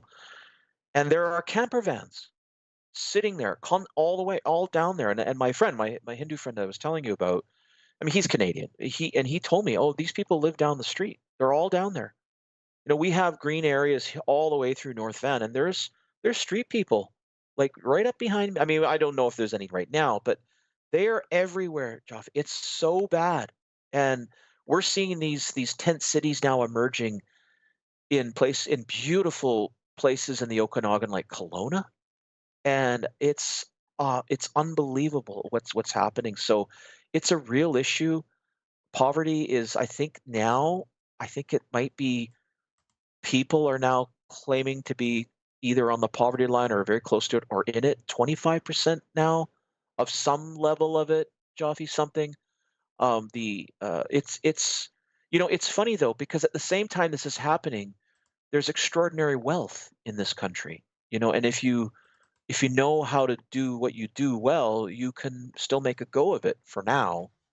But things have to change, and I'm really hoping that we can find a way to get the Conservative Party in. I don't know if I trust everything about it, but I think that it could be a better. What I'm hearing from them, I worry a little bit about our politicians because they flip so quickly. Depending on the wind. I mean, am I saying anything new? Not really, but I think that if we could get Pierre Poilievre in, I think we could start to see some change because I think there is a groundswell. Like you said, there's so much vitriol towards Trudeau and his government, and literally, man, at every level. I mean, we sometimes think it's just federal. No, no, no. It's provincial, and it's civic. It's the Well, city. yeah, the RCMP, there was a secret, like a classified type document that did make its way out into the public sphere, which addressed this whole business of how they're concerned of there being some wider public unrest potentially because Yeah, of a multiple number of factors and issues that impacting people's lives that just so I mean I guess ultimately, well, I don't know if you see the whole thing with the trucker, the Freedom Convoy, very peaceful, of course, as much as the powers that be, the antagonists, were wanting to portray it as something, that how right. dare they speak out, how dare they oppose our dictatorial policies, but yeah, so definitely something to keep an eye out for, but we'll see. We'll see. I know it's a good thing. I would argue. I don't know, but I would argue that it's a good thing with America's the Second Amendment rights, and Right. similarly, probably in Canada, with respect to, well, depending on the context of things, how's the expression go? Do not tread on me. So, I tend myself to be a pretty peaceful person, but it's problematic the way that they have certain state actors either sent to you directly or that you for whatever reason find yourself crossing paths with it often requires a lot of skill in order to be able to diffuse things in a non-violent manner when they themselves are largely the ones who uh, with the way that power comes from the French term pouvoir, which means to be able to. Mm. And also, in addition to that, well, or just within that kind of broader context, they are the ones, as the state, who claim the right to all legitimate, what they call, this is like political science 101, Mm. all legitimate coercive powers, the legitimate right to coercion. So, which the key word there is, for me at least, it's legitimate. I like to break that one down someday etymologically, but yeah. Well, there's two things, of course, too. There's what's legal, and then there's what's lawful, and the Right. two apparently are not always, well, like what we saw in the Freedom Convoy. Right. That was a lawful, you want to call it like insurrection, uprising, rebellion, lawful, and I would argue very lawful, lawful, or basically opposition to unlawful uh, policies that were being foisted upon the public. And did you know that apparently mandates are not laws? Did you notice how all governments around the world they really managed to do quite, first of all, they played upon extraordinary popular delusions and the madness of crowds. It's this book that I've got here. It's a very guy named Charles Mackay, but the way that historically, with groupthink and kind of the herd mentality, people with fear, and the way that if government itself, the term means mind control, governmente, to control the mind. So I like to think I do my best to control my own mind and to be very wary of any attempted outside influence to hijack my consciousness. There's been a long-standing war on consciousness for some Absolutely. time now. So, and you hear about like the battle for hearts and minds down through Yeah. history too, right? So, uh, but yeah, I mean, there's a lot to be said here as far as this whole business is concerned. I don't know how much further we really want to get into things. Hopefully, we haven't overstepped the bounds as far as what RedTube considers, acceptable or legitimate, as was just hit upon there a few moments ago. So, but what upcoming projects do you have? What projects have you worked on in the past as far as film and television? That's media Yeah. is concerned. Naming. Well, I know some of the movies. What did I do in really early days when I was part of the union? I think well, there was a kind of a kids youth movie called Agent Cody Banks. Do you remember Okay, that? vaguely, yeah, yeah, yeah, sure. Yeah. Well, Yeah, the director was, I think he not was, a kid anymore, but I've yeah. heard that one. Yeah, was Yeah, that yeah, that was yeah. a Canadian project?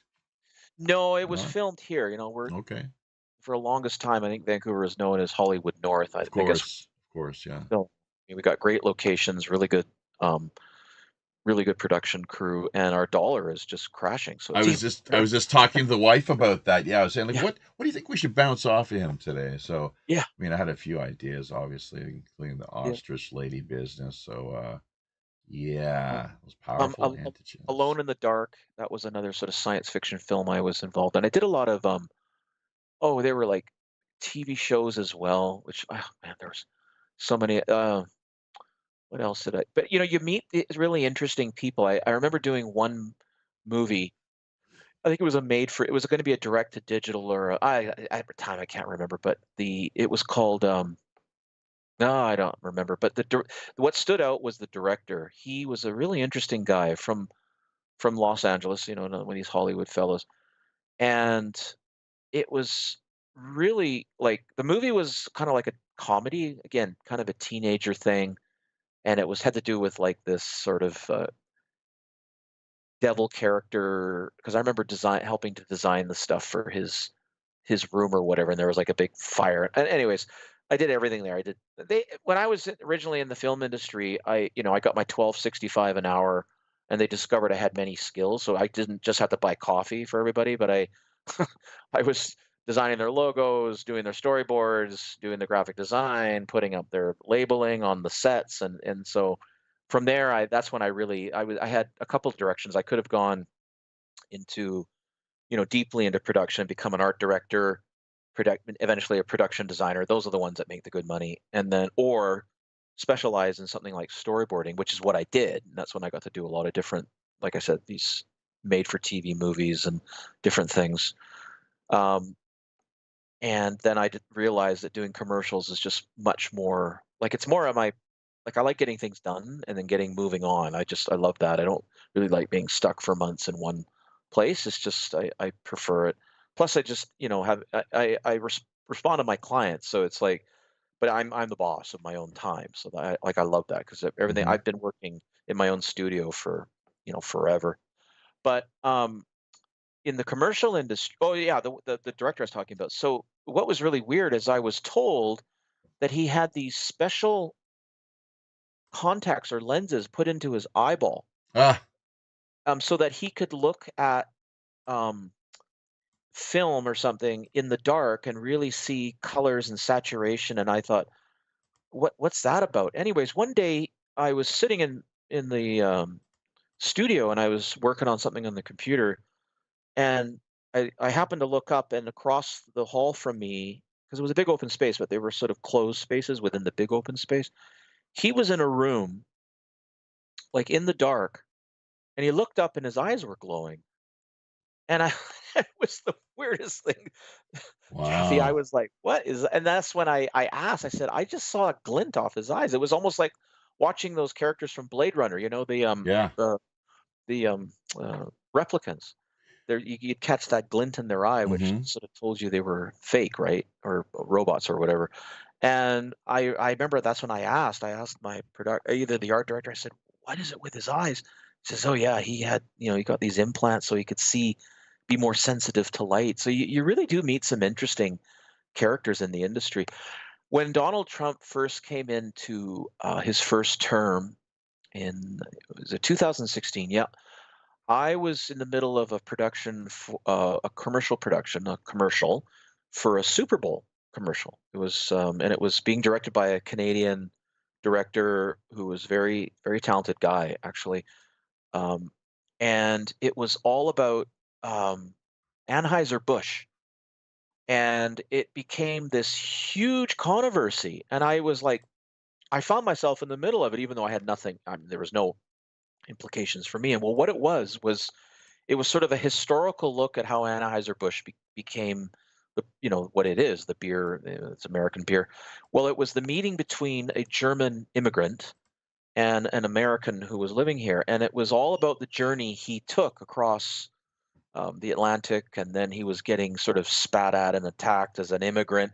Well, remember, this is when Trump first came in, and he was starting to shut down the border with Mexico, and all that stuff was inflaming. So the people on the anti-Trump God. side were claiming that the commercial was being designed to um, attack immigrants, and then the people on the Trump side was it was an attack against the Trumpers because it was because it was, inflaming a situation already, blah, blah, blah. And this was a commercial that ended up on the Monday because they do two different ratings. They have the rating on during the Super Bowl for all the sort of Super Bowl commercials. And at that time, it was $1 million for a commercial. Now I believe it's $3 million per commercial Wow. to be able to air it. And by the Monday, they added up all the online views, and it ended up being the number one seen commercial because of it was actually quite good. You can look it up on YouTube. Oh, Just so go look up so you were a the central. Okay. storyboard artist. Yeah, and the storyboards are like exactly like like I drew them with the director's instruction, and then he S- shot it exactly the So way hang because on. So did you come up with the storyboard? no, So yes, you don't come up with the ideas. You just flesh no, them out that's right. after they've already told you we want Yeah, this, this, and this, and then yes. I see. I gotcha. Okay. But it became this big controversy. It became like this whole like hot point for everybody. And I'm sitting there going, well, I wasn't there with the ad agency to talk to, directly to Yeah. the client to come up with the concept, so I don't know exactly And what. this is all over a beer commercial?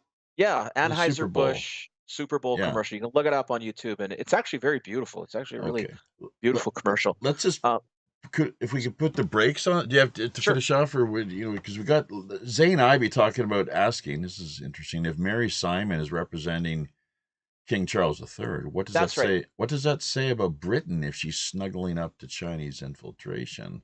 So that's a great way of looking at things, including as far as connecting the dots. Lots of disappearing Indigenous Canadian women. Yes, Add Zane, and yes, we have covered the Highway of of tears. Tears. I Yeah, grew up in the central interior, around like the Prince George area, right. approximately. So it's well known, unfortunately, via that part of the province. A lot of UFO Oh, yeah. sightings as well. I know this is something probably you can hear by your reaction, your voice, like, oh yeah, my dad actually had. He's an experiencer, I guess, of sorts. Oh, wow. Yeah, I'll send you if you want. Remind me, and I'll send you Yeah. the little kind of blog I put together years ago. I share it with people from time to time. After 2 phone interviews, I'll probably press him on this too when I see him this summer. That is the plan, at least, to reconnect over the summer. That he claims now to have no memory of the incident whatsoever, and this is all after 2 long, extensive phone interviews that each probably went for, I don't know, a better part of an hour. So Wow. isn't that, but that we hear this time and again though, don't we? So speaking of people disappearing too, this is a point I brought up in all seriousness with Mark Devereaux last time we connected. These strange, seemingly inexplicable disappearances, and I raised the potentiality that they're being abducted, just in the same way that we see the cattle mutilations. Although human mutilations are less of a thing, they are occasionally. Well, they don't like to report on them to begin with. The powers that be do all they can to keep a lid on things, as you can imagine. But just flat out people disappearing. So um, central British Columbia, though, I don't know what more. What is there anything further that you could add to that as far as BC being a hot spot? Well, you mean in terms of disappearances or in terms Well, of the idea of the UFOs? UFOs or both UFOs in particular. Yeah. It's Well, I know sightings. even this area, Jaffe, like in here in the Deep Cove area, we have Burnaby Mountain, which is top of that is Simon Fraser University. This whole channel, this Burrard Inlet, is sort of there's if you go to UFO, I think it's UFO BC or something. This is one of the hotbed areas, and in fact, like I think about 30 years ago, I my wife and I, when we were very new in our relationship, no, we weren't married at that point. Sorry. No, maybe it was, well, anyways, 20-ish years. And we were on a place in Burnaby, just under Burnaby Mountain, called Barnett Beach, which stares out at. Remember, Vancouver, for people that don't know, is like, it's like Norway. It's got these fjords, these deep water fjords where all the big container ships come in. And oh, and by the way, Jaffe, it's also been shown that the checking of the cargo that comes into the port of Vancouver and in BC in general, they only check like I think it's 5% of the Point five is point what. 5. Yeah. Yes, and by train they don't check anything. If it comes What? in by train, they don't. Yeah, apparently it's like there's really no way to. Oh no, this is. Anyways, let me get back to the UFO. So we were on this beach. It was a beautiful fall day, and it was really windy. And that was the days when it was just normal cameras, with film, and I was taking pictures because I collect images because I love to paint and do landscapes and stuff. And I developed my film at the old London Drugs or wherever the heck it was, and I was going through the pictures and going, okay, this works, and then I saw this one, and it was a bit of a cloudy sky that day, little bit of light cloud, and I'm looking at the picture and going, this is great, nice waves, and then up in the air, up in the sky, like way up in the air, is this cigar, kind of again sort of cigar-shaped, metallic-y looking thing with this light flaring out. I'm like, okay, what am I looking at? And I got and I blew the image up like just with my scanner, and I could see this thing in the air. It wasn't a kite. It wasn't, and I didn't see it live. It just happened to catch this thing going through. I should have brought it as one of the images here. But you know what the really funny thing is? I desperately tried to find the negatives for that film. I found every other film because I keep everything, right? I file it. I could never find the negatives to that again because I wanted to really go and take the negative and really blow it up to see if I could get any real detail. And Jaffe, I couldn't find that again. Now, in terms of other things that happen around here, Hang I on, mean, I hang on. know, Let's hang on. yeah, Sorry to jump in here, but do you think London Drugs kept their hands on it? no, no, I got it back. I, Okay. I I know it was in the envelope, but I never could find it again. It was The the one, negative. the negatives. I could never find it, Weird. but I have the Yeah. picture, but Right. just never the Huh. negatives. But so that was a really weird thing because it was not a plane. There's no way that thing could be flying. It's not a kite. because it had like a glow, like a little spurt of glow on one end, sort of this reddy yellow glow, and then it had this long green, you know, light coming out of the top of it, or something, Yeah. kind of like Yeah. some of the stuff we're seeing now with these, whatever it is that we're seeing. And this was way before drones were ever around, so Right. I might have caught something. But this, I know, one day, this is a few years back, actually, when I think my middle son was quite young, and my wife and him were yelling at me. I was downstairs in my studio, and they're saying, "Daddy and Andrew, come upstairs." So I finally came wandering up slowly, and they were like not screaming, but they were like astonished, the two of them. I said, "What happened?" He said, "We just saw this orange, like basketball sized thing in the trees across the street. It was like this glowing Huh. thing that was changing. Anna, my wife Anna, described it like almost like a disco ball, Huh. orb-like is what we would call it Yeah. now. Yeah. And this was like, about 10 years ago. And yeah, so things like, I mean, and he saw it too, and then it just disappeared. And then we told our neighbor about it, who, we saw it appearing in the trees above their house. And then she came back to us later and said one morning woke up at 2 a.m. and saw this thing up in the air in the trees, glowing kind of orange and changing colors. And it was like very strange. So there is the odd things that happen around here. I know Robert Morningstar has done a lot of good work, with some friends of his show.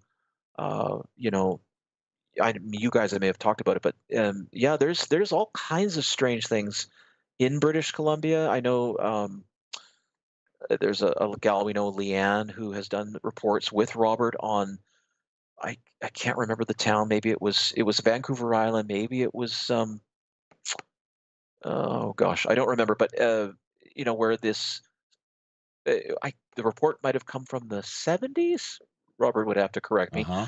but where this flying saucer kind of floated up, and these nurses saw it out their window, and there were two people staring at them, and then the thing just kind of went away, and Oh, from out of the craft, they saw they could see a beings of some window, sort. yeah, and these two people staring at them, and then it Mm-hmm. just sort of took off. And Oh, it's funny. I read a story last year about that because it was the anniversary. And in fact, Jaffe, you can look this up because the Canadian government minted a coin for that yeah. story. Are you a UFO coin?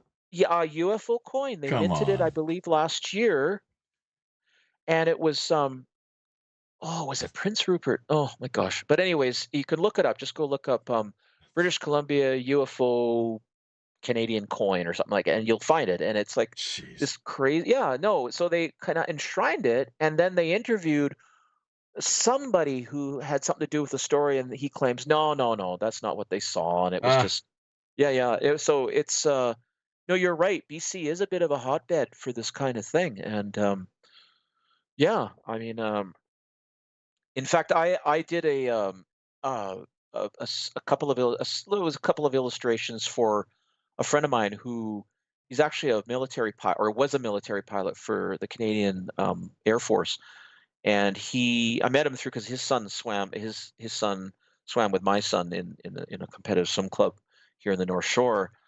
And he was also captain of the Snowbirds, that performing jet plane troupe here that's in right. Canada. Yeah, and he is also a filmmaker. He's a director, and so we got, of course, had a lot in common. And he was going to create this. He was trying to create a TV series on like unexplained plane crashes that people Hmm. could still hike to and stuff. And there was a story actually about a back in the 1950s about I can't remember the number exactly, but a Sabre, like one of these American jet fighters that Yep. Yep. crashed into Grouse Mountain just behind me, just a little Okay. over to the left. And it was apparently chasing something, and when they found the wreckage, a few of its missiles were, or whatever stood for their missiles at the time, were gone. And you can actually still hike up that part of the Grouse Mountain and find, I think there's a plaque there and even a little bit of the engine or something still there. And so I did a series of illustrations for him, and then he made up this whole thing where he came into my office and I had to surround myself with silly things and talk like I was one of the people, the researchers of this thing. So because it was a pitch. It was a pitch to try to create a like a TV series or something to go in, because his interest in planes. And so this one was interesting, and it came up from Washington State at the time, and it was on a training run. And this guy's the pilot, he actually died in the crash because he came right over the neighborhood and slammed into the mountain. And they say it's because he had trouble with his instruments because of the weather and stuff. But what happened is that his radar went crazy, and so there's this suspicion that he might have been chasing something. And remember, in the 50s, that was the time when we started to see this sort of uptick in strange phenomena in the air. There was no radio contact or communication that was recorded at the time. I think from what I read, it was he was basically at one point flying blind because everything just went sideways, and he there it is. There it is. This is something different. Oh no, that's something different. No. Yeah, no, it's a Sabre. It was I'll bring this up here momentarily for the for the listeners, the live streaming end of the operation here.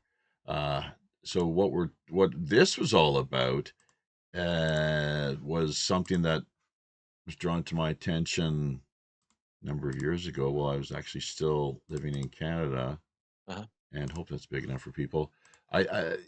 So here it crashed quite close. I thought it was a Smithers area up in the mountains. Smithers, more or less west coast, north, the central west coast. We'll see exactly.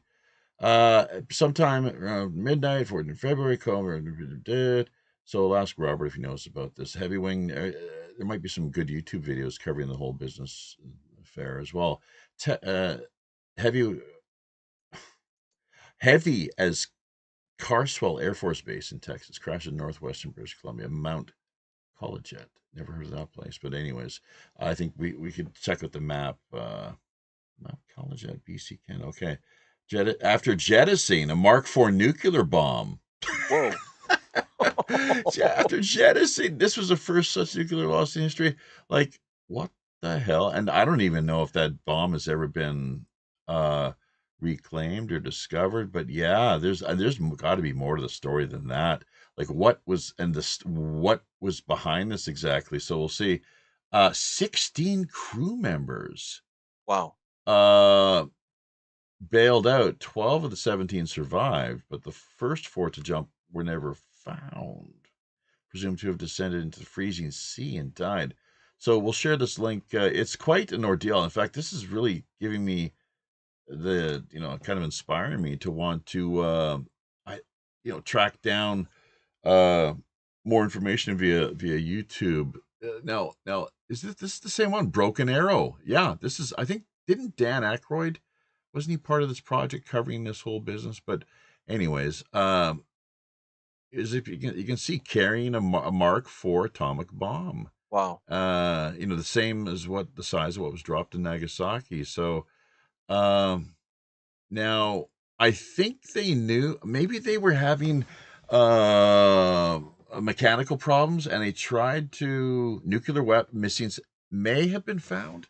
Now, did we come across this story years ago? Let's check this out, see where it takes us here. So this is, nearly 10 years ago. That's right. I remember coming across this. But anyways, people can look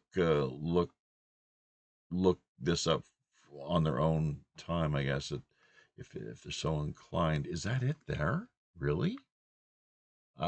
Okay, replica. Yeah, exactly. Right, yeah. So there we go. Anyways, it's quite the story, and you can just imagine it was a pretty I found something really, I think it's a UFO. Okay. Divers. So yeah, that's the story. They dropped it in the ocean, diving at Haida Gwaii. So that's the Queen Charlotte. That's the Queen Charlotte Islands, right? And if anyone ever does get the chance to visit the Queen Charlottes, it really is breathtaking. It's just a beautiful place to go. So, well, the next James Bond. I thought he was black. Wasn't he black? Supposed to be, no, I think it was supposed to be a black woman, I think. Well, yeah, exactly. Just kind of pushing the envelope, and I think the whole thing with the die initiative has really backfired in many ways. And I think Yeah. the U.S. saw the impact results of that with the most recent election, where there wasn't the sort of meddling as there Right. was, back in 2020 for whatever reason. Of course, Trump in the lead up to things threatening to have Zuckerberg imprisoned. Rocking that big Jewfro. I call it a Jewfro. I don't know what is a better way of putting things, but um, at the inauguration, trying to maybe work on developing more of a bromance with the president. It's the whole thing I found to be quite, like, to me, I felt embarrassed for him, actually, as wealthy and influential as the guy may be, like him having to.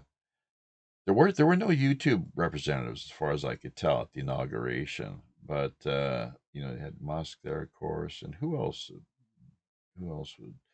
I'm not sure if you get invites necessarily, or just you request an invitation, or what. So, but he was certainly there, and he wasn't necessarily the most popular person in attendance, as Well, far as I could I tell. know Daniel Smith, the premier of British Right. Columbia.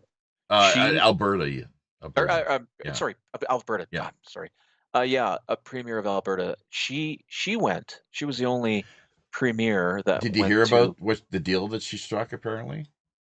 Yeah, well, she's the only one that's been responding to what Donald Trump and his administration has been asking, is to tighten up the border and clean up the drug mess. Oh, she's Which she's actually taking steps to work in accommodating him and oh yeah, yeah. in her province, Oh, good. she's the Well, only. that's great. But Yeah. the tariffs, 25% tariff, clear across the board, essentially, is what I guess he was threatening. But when it comes to Alberta, 15%. Yeah. Did you Yeah. hear about that? Because of Yeah. gas and oil. Yeah. So, yeah, it's good. You a little bit of flexibility there. I mean, why not? So, Yeah. sure. I mean, that's the way to do it. And because I think she's I like her style, actually. I really do. Yes. I talked to my uncle about this, he's a former military guy living in Alberta, and Okay. he was not happy because he thought she was a party trader. She jumped from one party to the next or something like that. But I mean, hey, so did Tulsi Gabbard, right? So did Hmm. RFK. Although I don't know, I think isn't the RFK still probably, like, what the hell is he? I don't think he's even a Democrat anymore, is he? No, I I don't think so. but that'd be interesting to find out. So, but I don't think did Tulsi join the Republicans? Or just independent. She got the position that, or a she was a central advisor, really, and someone who was right there with Trump throughout the course of his campaign, helping to strategize and do what she felt it would take. For example, with his debate, performance, and just certain things that he might want to consider when it came to you know his public speaking, and what things that he had to offer as far as talking points and issues, policies were concerned. But I love Tulsi. I think she's great at RFK Jr. But the bottom line, rather than cult of personality, which is that's the trap that so many people fall into, you kind of Yeah. got a sense of what that means, right? Where you fall in love Yeah. with the person, and Yeah. that you found this with Trudeau to begin with so many people, and then to the point, of course, where they become disillusioned. But they were supporting, uh, you know, this is applicable to all politicians, or even like celebrities in their own way as well too. Of course, the cult of personality, but we really do, I would argue, need to pay closer attention to how they handle, what their role is in shaping and ultimately implementing policy and how that impacts our lives, of course, rather than just endlessly giving them these free passes throughout the course of things because of their seductive, charismatic powers. Jeffy, where do you think it's going though? Like where, Ooh, like boy. where, like you said, there's the argument that, well, it's one big club and you're not part of it, right? You're Like not in there's it. Yeah. you're not in it, right? And there's that, then there's the faint hope, the almost like the teasing real or manufactured that not that we're going to have a savior. I don't think it works that way, but that you Save might have save save yourself. yeah, you know. but that you might have some folks that have a little more. I mean, there's the statement common sense. Yeah. I mean, I Sure. like where do you think? Well, look. Here's the thing we didn't hit on, but I'll just look at these tent cities and so forth, Yeah, talking about the illegal, the invaders. yeah, What they kind of euphemistically, because you always got to watch over the sort of language that's being used, but what they call them, just, transients or international, transients, migrants. It's right, really they're breaking the law and quite yeah, actively doing so, presumably in full knowledge of the fact of what their actions entail. I just had to go to immigration the other day, and thank God, knock wood, things are on a pretty decent trajectory at present. We have good, just one final issue. They need a receipt. They allow apparently like a 45-day window as far as passport renewal is concerned, and that you're required to drop in and get that taken care of. But the thing about it too is, uh, I don't know how it happened, but they overlooked one other major issue that I'm not going to get into. But I'm happy that if that's all it boils down to, it's pretty good to see. As far as the whole thing is just ridiculous. So, look, I've been here for like 23 years, married to a Korean, no criminal record, and yet then they want to turn around and punish people like myself because of certain, not maybe failing to go through the proper procedural the steps and renewal of this or that, as it were, if you catch my drift. But yeah, anyways, no, things are going good for me on that front good, at the moment, thankfully. And but now, what we're talking about more than anything though is, so the point is, yeah, I mean, it's critical that we've all got to play essentially by the same rules, and hopefully they're reasonable. There was no, I was worried about biometric uh fingerprinting, but that was not an issue there whatsoever. And hopefully it doesn't, it doesn't, there wasn't even the technology in place actually. So that I was like, oh, this is good. So I'm not a fan of that whatsoever, man. In fact, I was prepared to go in there. I even shaved my head, oh, which is a big deal in Asian culture as far as signaling your displeasure, I guess, and oh, disapproval. It's considered a big deal. The monks do it, of course, right? But right, also right, when you're in the military or what have you. But it's a way of signaling, symbolizing that. So I was going to sign, if it need be, as having done so under duress. That's the operative word, under duress is the best that I was able to come up with. So, but it went better than anyone could have asked for. Now on the Korean or rather Canadian front, there's 5 million plus people that are currently have been earmarked to leave the country. And one of our friends out of Coquitlam, Yvonne, will maybe put you in touch with him at some point, and be able to strike up a bit of a correspondence or what have you. yeah, absolutely, He's working in the capacity of uh, sort of a guidance counselor or someone like a multi right, faith pastor of sorts, but not in a formal sense. But he's done this for years. He has his own private counseling business as well. People dealing with Right. addiction issues, mental Right. health, or what have you. So, but what he's told us is, yeah, 5+ million. You may have heard about it in the news, and this is, I Right. think, largely just an attempt on the part of the big red machine to clean up the mess that they went and made in the first place because of their just the open doors approach, their lackadaisical attitude, and it's just really it's completely. There's nothing good you can say about it whatsoever. Unfortunately, I wish there really was. So, but he's working in these sort of, I don't know what you'd call them, like transitional facilities or centers where people are being processed and Right. detained essentially for hopefully just a temporary limited period of time before they're repatriated back to their countries of origin. You heard much about this? Yeah. Yeah. I know they. Well, I mean, our ex immigration minister, Mark Miller. The story on him is that he lost 1 million people in Oh, Canada. oh, come on. No, no, look, this Oh, is, geez. Just yeah, kind of like, just the paperwork on 1 million people just sort of magically disappeared.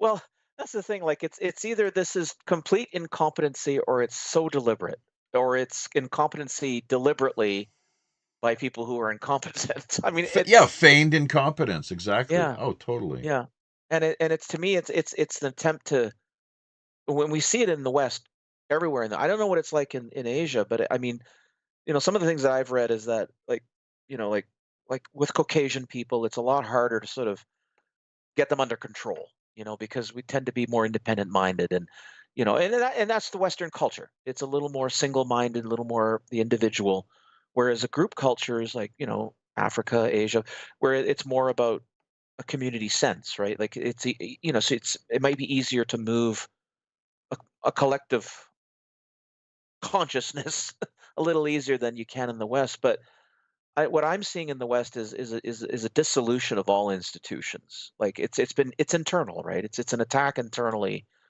and I pointed out some of the what I believe are some of the actors who are involved, and we can point it at some sort of world communism or something, some kind of hive mind inevitability or something here. I mean, we've all kind of tapped into this,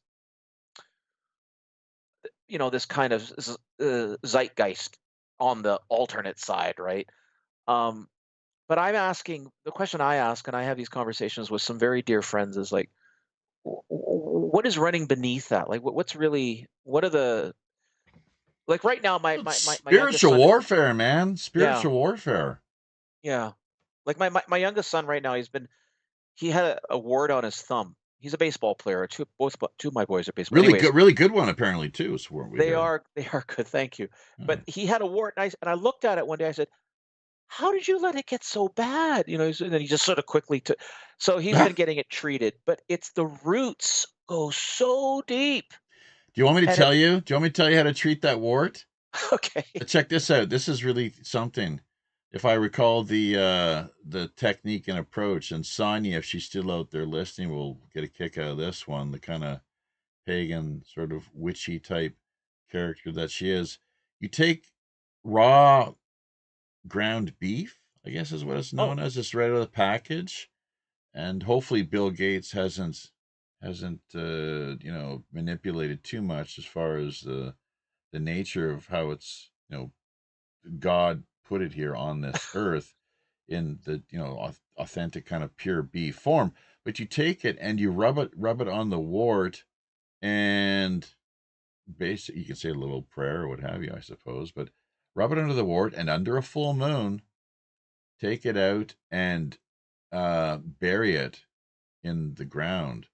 oh, I could ask my dad wow, about this just for clarification's sake. Don't ask, he'll probably tell me if I press him on it, obviously, where it was that he first heard about it, whether it's through his mother or what huh, have you. But this is done. Like we scoffed at this even as kids, right? We're Right, like, right. yeah, right. This is what are you talking about? Give me a break. Like, but they it was implemented. He did it a few times. I think my sister had warts here and there, and on occasion, and right off the bat, yeah, it did the trick as memory serves. There's no doubt about it. So I'm not sure if there's an egg involved as well. You can maybe look this up on the internet. Warts, raw hamburger, full moon. Like it sounds really weird, but Great menu or yeah, recipe. yeah, Well, but yeah. well, Javi, my point is that those roots are so stubborn, right? And it's just that's what I sense in the Oh, world. ideological is what you're talking about. Yeah, Well, yeah, this communist agenda, this world communist agenda, a lot of it goes back to us. As I said, look at it's a Russian Revolution among yeah, and the French as well too, but the Jewish Bolshevism. A lot of people don't like to hear it framed in those terms, but that's if you look at the history, that's what it was. Not only that, but the Freemasonry on top of that, or very much operating within the midst of those tumultuous, order out of chaos right, waters, because right, that's what they're I think it's a 32nd degree level Scottish Rite Freemasonry or what have you. It's all about ordo ab chaos, order out of chaos. And I think right, they take that sort of that modus operandi quite seriously. They do all they can to pull the strings, push the levers, buttons and so forth to make to get the sort of reaction, societal reaction and right, changes occurring in not only the chaos end of things, the problems, but then as people like David Icke and others have talked about, mm, step forward and in the savior capacity. It's like, oh no, oh don't worry, we'll take care of it. We got it covered. What they don't tell you, of course, is that they're the ones who, in the first place, did what it took to cause all the problems to begin with. So this is standard fare and standard operating procedure we've seen for a long, long time. Well, for hundreds, if not thousands of years. So it's, I mean, but that's in the material sense yeah, largely, but that's what Marx himself might refer to as superstructure, and he was one of them as well too, is what it seems. Jewish Bolshevism, and he was, I think, from a Freemason to boot, for whatever that's worth. Make of it what you will, folks. But then the spiritual end of things, like yeah, that's because the spirit dwells within all of us, and it's classically what the Greeks referred to as eudaimonia, and the daimon, of course, is the demon. It's this the Asians call it ki, I guess. But this spiritual essence and soul. I don't know what your religion is per se, if you're Catholic or what well, have you. I'm Protestant. I mean, I Oh, was okay. baptized Lutheran, raised in the Lutheran Church, and Oh, Presbyterian and United. Yeah, mm, it's pretty okay. standard, but You'll mild, okay. mild. Well, you'll hit it off with Yvonne then. Probably, I think Oh, he's a nice. beer drinking Lutheran. And yeah, but it's great because we do it's we help to bring people together in the real world. I sit back here over in Korea while these people all around the world are making these, like, in real life, not just through virtual, through the interwebs, of meeting up for Yeah, coffee, lunch, what have you, and over time managing to nurture, foster positive re- friendships. I'm not sure about how many romances we've helped to ah, give rise to this point, but just give it a little while, I guess, and we'll see the results. So, but yeah, it's been a great ride with you here this go round. Show number 340. I'm not sure how you'd like to cap it off. I'm going to check out the comment end of things and see if yeah. Well, I mean, I want to thank you, and I know we've been missing each other in the revolving door every time. It's been like a little bit of a hit and miss, but no, but thank you for having me. And yeah, no, I appreciate it, Jaffe. And like I said, I think we just have to like for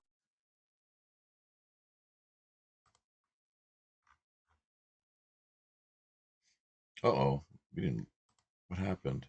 He froze up. Look at that. Well, we're still. Yeah. Go ahead. We lost you. That you dropped out for a few seconds. Oh, You completely lost you on Skype. Go ahead. oh, interesting.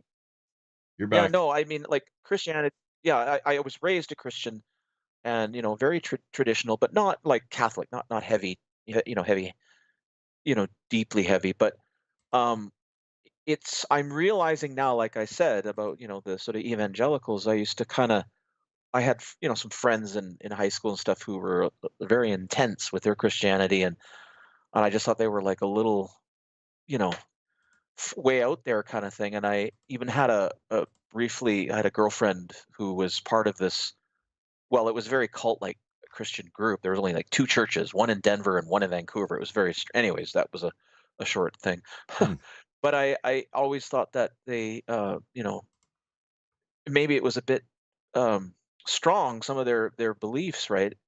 Even though it's very much shared by, the way I was raised, but just not the emphasis on end times is what I'm saying, right? Because they were always focused on end times. And I'm now seeing that, oh my goodness, Jaffe, like we really are in a narrowing framework. And I don't mean to say that like I don't mean it in a negative way. I mean it in a like, with every end comes a beginning, I believe. But there is something very suspicious about all of this. And I know we don't, this would take another 5 hours to really unfold it, but it's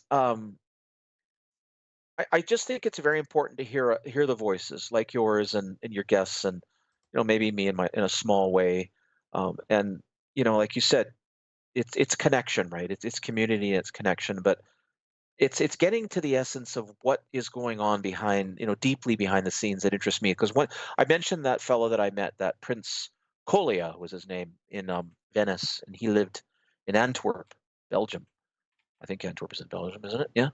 And he told me, like, as we had a little conversation recently, I said, your bloodlines go very deep and very, very ancient.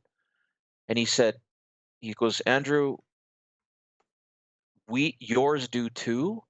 The exception is we know it and you don't. Mm-hmm. And so he was really, I mean, I was pointing and sort of seeing how much this guy knows, right? And again, it's this idea that this is a very old story. It's a very ancient story, and we're seeing, you said the tentacles or the tendrils. I'm talking the roots of something emerging that's, it's being brought up to the light, is what I believe is Oh happening. yeah, that's exactly what the term apocalypse means. It's from out of the darkness and into the light. That's also Yeah, what the term that's what a guru does. That's what the term guru literally means. Someone who helps to bring things that are being occulted or otherwise hidden into the light. And Freemasons are harkening back to them once again, the way they operate. Not that I'm an expert, but I do seem to know enough to be able to somewhat confidently state that it's it's all about bringing more light into the picture, as it were, with the degrees, the rites and initiations that they right. engage in, then it's like, show me the light, show me the light. So there's people such as I think it's Michael Tessarian and others have talked about there's different forms of light. There's not just one type of light per se. You can have different qualities that maybe aren't necessarily so attractive or desirable. So uh And mhm. Jaffe, if I may cut you, I don't want to Sure. cut you off, but Oh, go ahead. as you scroll through this, like there's a little kitty there, Yeah. but you brought up one of my images of a very dear cat of mine. His name was Pericles, or Perry Pericles, for yeah. short. He was the gray cat. Folks might have seen it if they're watching the feed here. And if I could leave it with this, I mean, within this really, I believe, ancient story of bloodlines and where those bloodlines originated from, we don't have time now to really get into that. But there is a power, and that cat, that little cat there, that gray cat that you had brought up, Pericles, Mhm. I had him for a long time. Our family did. And there was a moment when his health started to decline. And this is when I believe I was still co-hosting with Robert Morningstar on his shows, the Morningstar Report on Sunday, and then the the show on Monday. And I said to him, I can't remember if it was on air, and I said, Robert, I'm losing my cat. He's dying.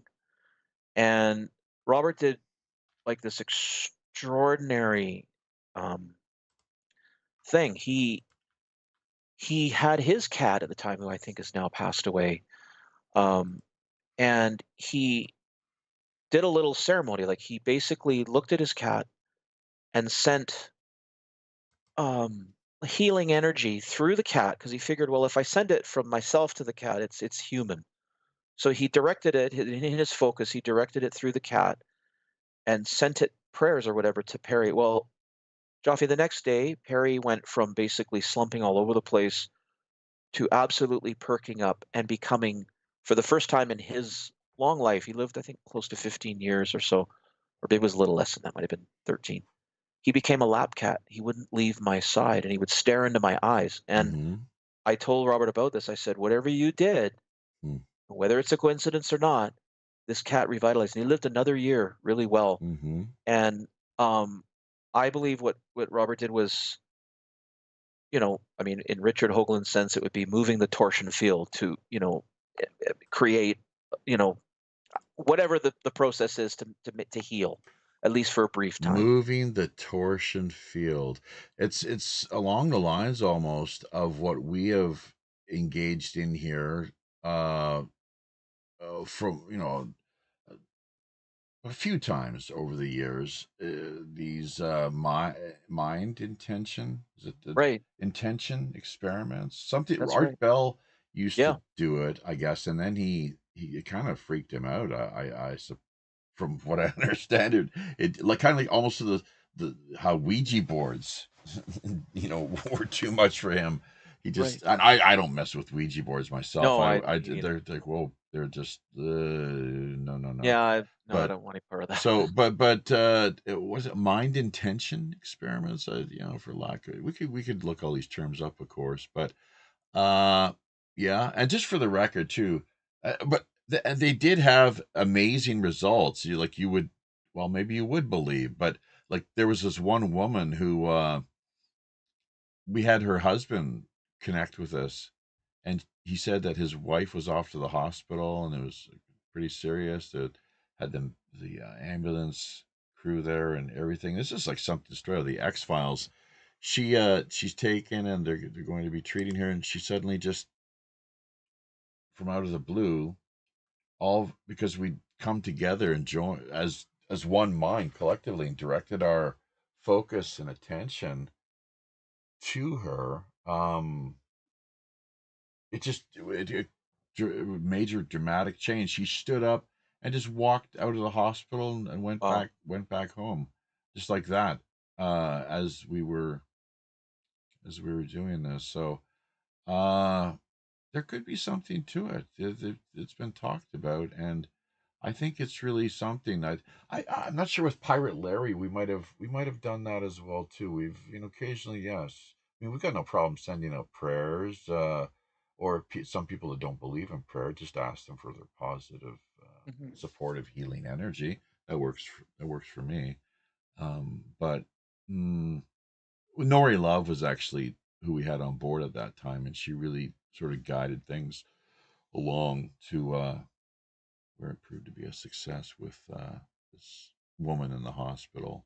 But Pirate Larry, just to be clear, yeah, he was sort of an insider to our operation here for a number of years, from the not quite from the get go, but and then he had some serious health issues that he had to contend with, and it was at that time that we kind of Right. rallied around him and tried to just send whatever positive support we could. He said he felt it too. It's Yeah. interesting. It's really strange. He said he felt something, and he went on to live for at least another 2 years. But he was in a coma, Wow. and he was almost like on the other side, as it were. So, but have you studied near-death experiences? Looked into that? The people's Not test. Oh my not God. deeply, Joffy. Get Not on YouTube, man. Just type in near-death experiences. It'll blow your mind. Like, it's what people say. It's really amazing. A lot of people say they meet Christ, actually. And I asked one of my Buddhist friends, like, why are they never talk about meeting Buddha? And his response to that is because he's gone. He's huh. like he's way gone. Right. he's Interesting. like he's not coming back. But whereas Bodhisattva, these powerful people, avatars essentially, such as Christ, who Right. are they're saviors for humanity, really, that Right. they care deeply and profoundly, like saints and so forth. Right. That he he's there, I guess, to greet many people and help them in their transitioning to the other world, which I do believe, just in looking at the time frame of things, is more where I don't know, I guess we kind of belong. I really, truth be told. Uh but we're here for a reason now Yes. as well, Yeah. too. Obviously, what that is exactly, I don't Yeah. know. Other than maybe just to help other people is all I can reckon. That's all I Yeah. can think of. Like, just help other people. So Well, yeah. on the note of feeling it, a few years back when the event was happening and people were getting their dosages, and we didn't as a family. We made Experimental kill Yeah, shots. yeah. Sure. But there was something going on, where maybe those of us who didn't accept the invitation were somehow getting affected. Anyways, I had a health issue that happened to me.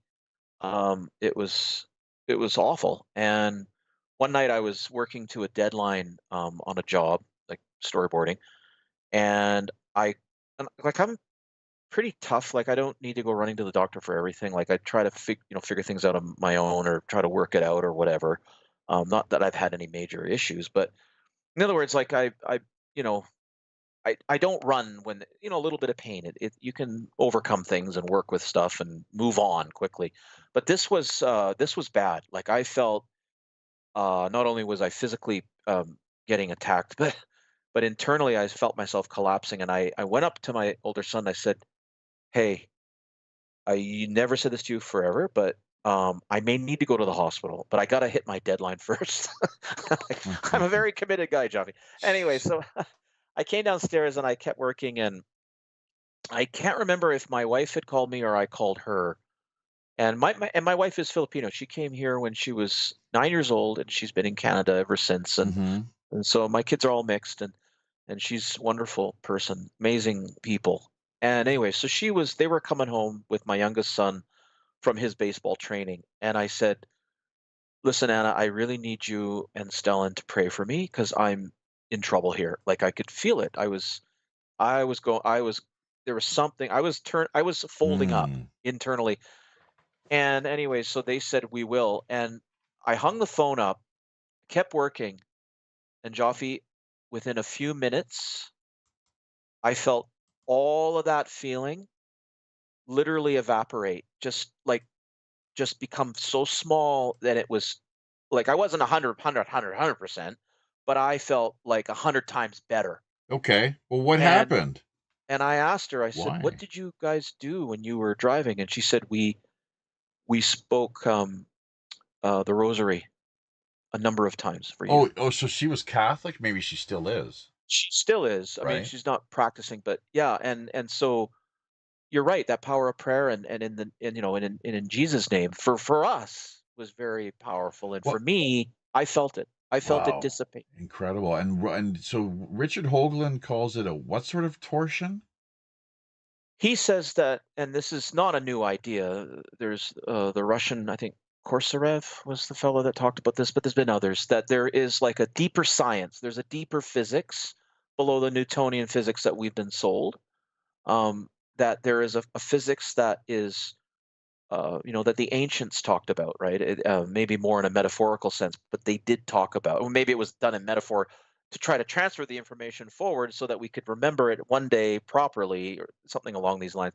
But it's the idea, you can look it up, torsion physics. Mm-hmm. It's going to get different descriptions depending on what sources you go to. But it's the idea that there is a deeper physics that literally can be moved to do extraordinary things. Like, I mean, everything from healing to anti-gravity to you name it. In other words, it's the idea that there was, once an ancient science that a previous civilization or civilizations knew of or were able to tap into. It's tapping the 0 point field, basically. This idea of, Mm. and if you could have, and some say that that's exactly what's happening right now with this whole UAP, UFO, this kind of all this stuff, is that they're trying to find a way to, meaning the whatever the powers that ought not to be, are trying to introduce this next phase while still maintaining control of it. Whereas what I'm saying is that we can all tap into it on some level, right? Mm-hmm. And that, like you say, if with the right intention, with the right, um, positive uh, mindset, because you're right. You mentioned this early in the show, is that there is a war on our consciousness, and there Oh, has to be a big, reason. big time. Yeah, It's been that way since, really, probably since time began. exactly, exactly, and that's the part that interests me because I am in advertising. This is my job. I've said, Programming. well, I've said often, I've said, gee, I think Dante's got a special ring in his mountain for me. But it's Are it's there like, some jobs that you've turned down over the years because of that? well, the funny thing is it's sneaky. Like when the pharmaceutical stuff comes in, you don't even know it. Like they don't even really necessarily give you a script. And then suddenly you've accepted it and then you're like, what am I doing here, right? And it's usually one of these I've done a few of them over the years, but it's usually one of these products that, at the end they have all the disclaimers like, if you turn pink and you grow 5 legs, like I've done a few of those and I'm not comfortable that I have, but May cause suicidal yeah, ideation or lead to permanent injury, perhaps yeah, even death. But please take our product, and if you don't, yeah, we'll get the government to force you to. yeah. But I've seen when the big event happened, you know, back in 2020, I guess, and onwards, I watched the way the media and the government used every marketing ploy that everything that we do in our in our system. They used it all. The high emotion, the graphics, the colors, they used everything, and I was like, wow. And the way they could quickly fishnet or cast a net out there and grab a lot of consciousness at the same time in the same net, which is again what we're seeing now when you're saying flipping the script. We're seeing it in Canada with creating more divisiveness because Orange man bad, so we all have to be against him, and it's like that. Not everybody's convinced that way, and it's just this ongoing tidal, the tide coming in and out of consciousness, and it is getting creepier, man, because they're like you got Elon Musk talking about implants, and you've got phones that somehow you didn't even say it, type it, or talk about it, and yet something comes up in your YouTube feed that was exactly what you were thinking about. Just a few. I mean, maybe we're reading it coming forward. Maybe that's proof of us having a bit of foreknowledge, or is it something that's somehow picking up on a measurement in us? Is there a sort of a metric, not, I don't want to say psychically, but is there something that that the AI is now tuning into? I don't know. I mean, not the AI that's in the public use, but is there something behind the scenes that's just so much more powerful? I listen. I used to swim in a masters group in the summer times, and when the whole event came up, they shut it down, and I haven't been there since because I've been coaching baseball in the summer times for my kids for all those Mhm. the last few years. But one of the fellas that I swam with in Burnaby, British Columbia here, this was like about 7 years ago. He was part of a company that was doing quantum computers. And I had no idea what he was talking. Like it was one of the first times I ever heard that term. Mhm. And they were doing groundbreaking work right here in Burnaby with quantum computing. And he didn't really describe it to me. And anyways, his son eventually he wanted to go to NASA. I mean, they were very bright people. His family, he was a European guy. But it's I don't know what they're into now, Jeffy. I don't know what or who they're talking to. Um, Meaning, have we shifted to a place now where communication lines with something else is possible? I mean, why do we have cryptocurrency? There's an author that I'm very fond of. Yeah, his name is Gary Wayne. He lives here in White Rock, and he's written this 2 books now called the Genesis 6 Conspiracy. It's all about Genesis 6 and the idea of these Nephilim that became giant, that they were Yeah, giants. It was the yeah. fallen. And anyways, he's talked about cryptocurrency, and he says he believes it's the beginnings of having um, a like a marketing system or a like a marketplace in different dimensions. And when he said that, I went, what? Like, and I had to sort of think about it, right? Like, when something kind of unnerves me or makes me a little bit anxious or bores the heck out of me, I've learned to pay attention to that. That's sort of my art therapy background, which I didn't talk about tonight, actually. But but when something really irritates you or upsets you, or if something really puts you to sleep, Mm-hmm. both of those kinds of things, in my opinion, it's not just because I read it in the literature, but I've seen it happen. Like those are the places you got to go to discover, well, why is it prying you open? Why is it making you uncomfortable, or why is it making you go to sleep? There's reasons why. And when Gary talked about that particular one, like a way to have marketplaces in a different, I'm like, okay, now that because you have to rethink what that might mean, and he could be completely wrong, but what I'm trying to say is that what framework is being put into place now that we just have no idea what's coming towards us. Well, Agenda 2030 is you asked, yeah, exactly, and you've been asking what my take assessment of things is, and look no further than there. Steering committees and think tanks, right? Think Yeah, tanks, steering committees working together hand in glove. yeah, Those are the people active in those areas are the ones who really and NGOs, non-government right. uh what organization, I guess, right? Yes, Those are that's really right. critical. So I mean, so often too, it's unelected and unaccountable Yes. technocrats in many Yeah. ways that are managing to have their way, get their say, have their way, and influence, implement, and really you hear about hijacking of democracy. Well, it just overreach, and then just the excessive intrusiveness of not only the state but the corporate world too, where it's like thanks but no thanks. Like really rather not today, please. Yeah. So and that's really look no further than what we saw unfold throughout the course of the whole scamdemic. Yeah. That was what was at the heart of the matter. So, but and for every bit, to every extent, to every degree that we find people across the board waking up within the context of this meta modern apocalypse, that's a place just a little further on down the road from postmodern, modernism and Mm. postmodern and then meta modern, I guess.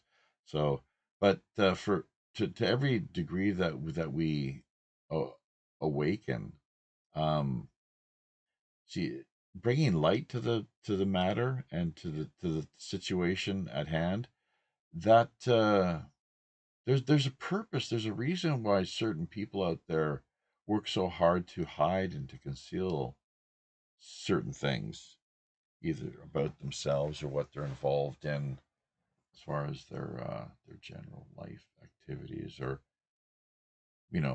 private. I'm not talking about, as old man Trudeau so famously said back in the day, the state has no place in the bedrooms of the nation. I'm not talking about that, but just the nefarious sort of really underhanded affairs that people get up to, where others end up find themselves hurt or even, like really, really awful predicament. So it is complicated, but there's also clear examples of where, like with human trafficking, for example, Yeah. or the the illicit substances that clearly are causing a lot more problems than anything else. There's not even really much in the way of medical usage you can see other than for pain relief, but that's only in a limited type context where there's no other real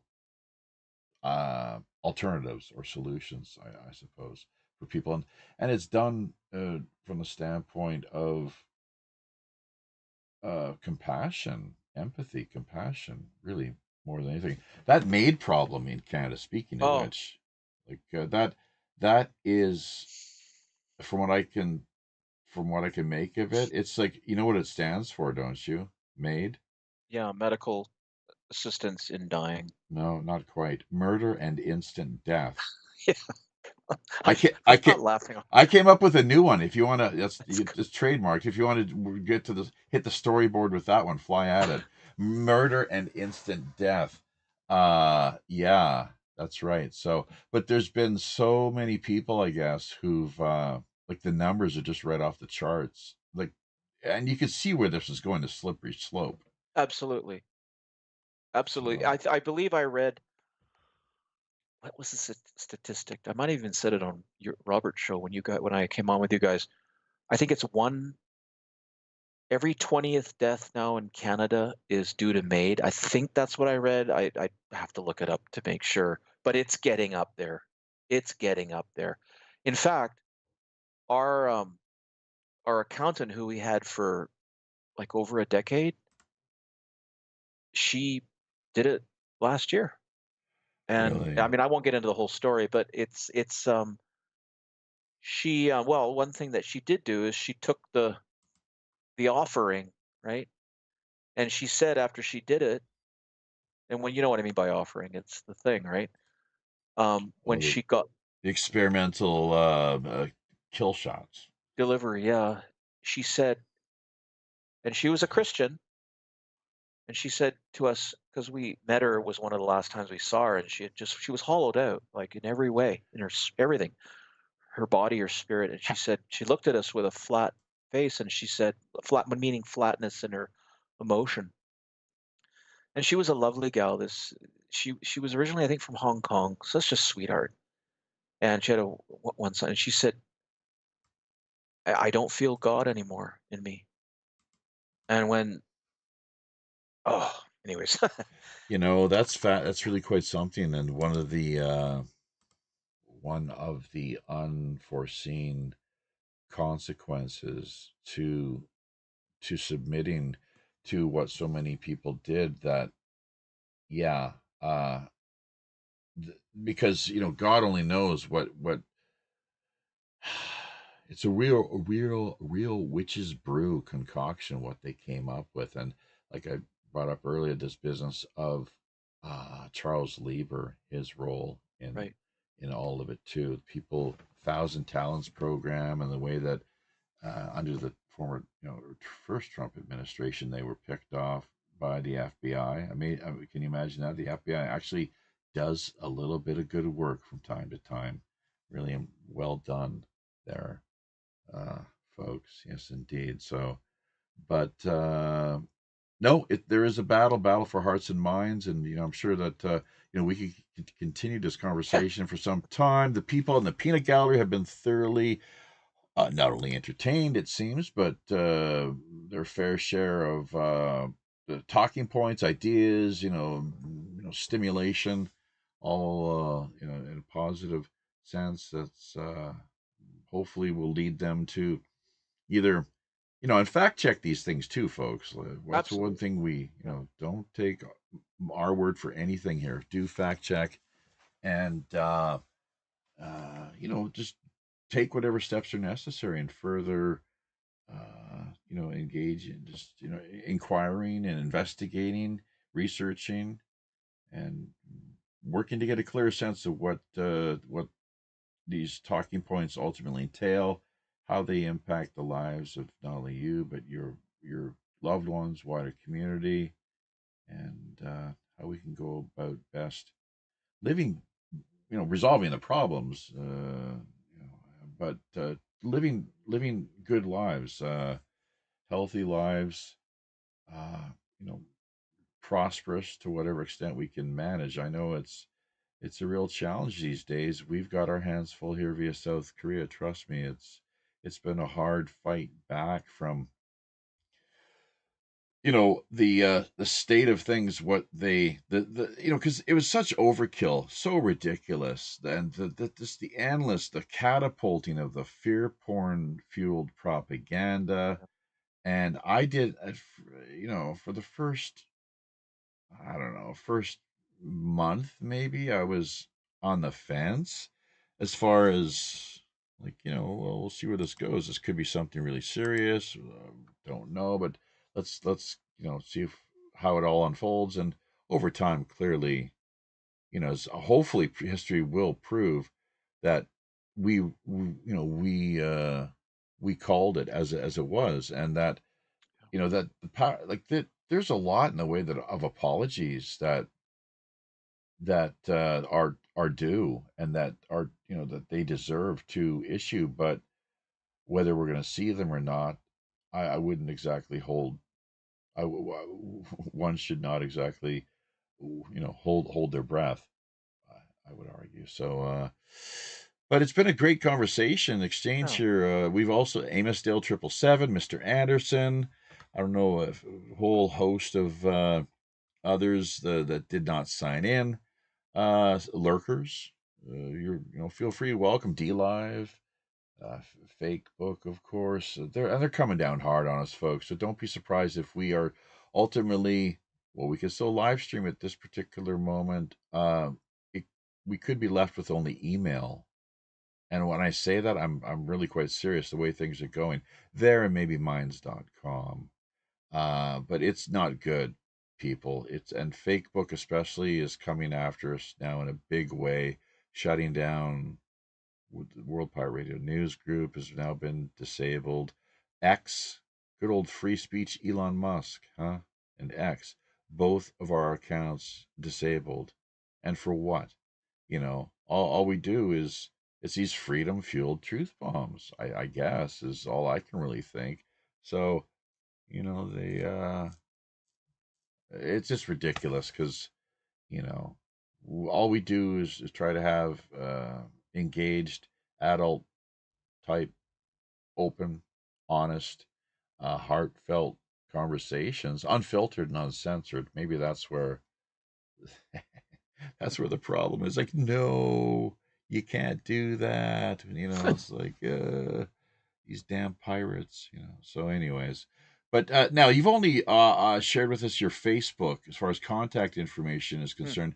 Can we add your email address to Yeah, the show? That's okay for yeah, the public to have that. yeah, What absolutely. else? Because I was surprised you don't have an actual.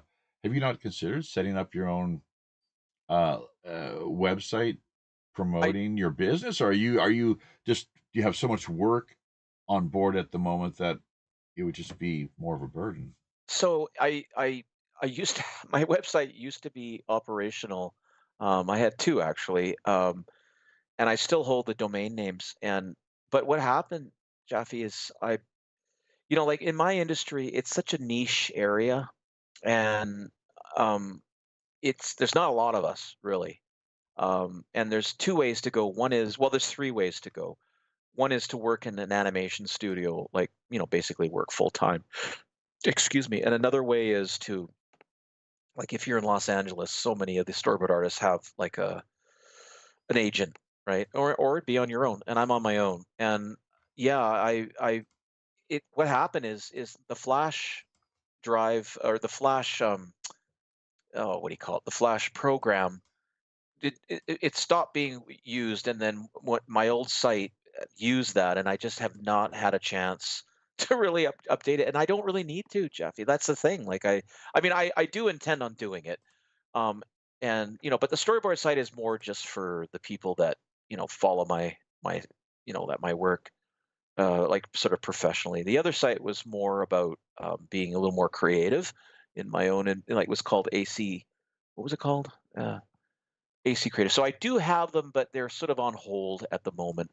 And with Twitter, I used to be on Twitter, but what happened is when I was coaching the Little League, I got basically banned from coaching the All-Star team because I'm a conservative, and I just decided I don't want to be on that because I was being researched by people who were basically on a witch hunt after me, and they just, even though I was the most successful coach up until that point, with what I had done, they wouldn't let me come back. So I operate on Twitter, but it's more just in the sports arena for my kids, right? Helping them out, like because like coaches in baseball, when the kids get older, they do actually go and look at the sites to see. So I'm being a little careful So there.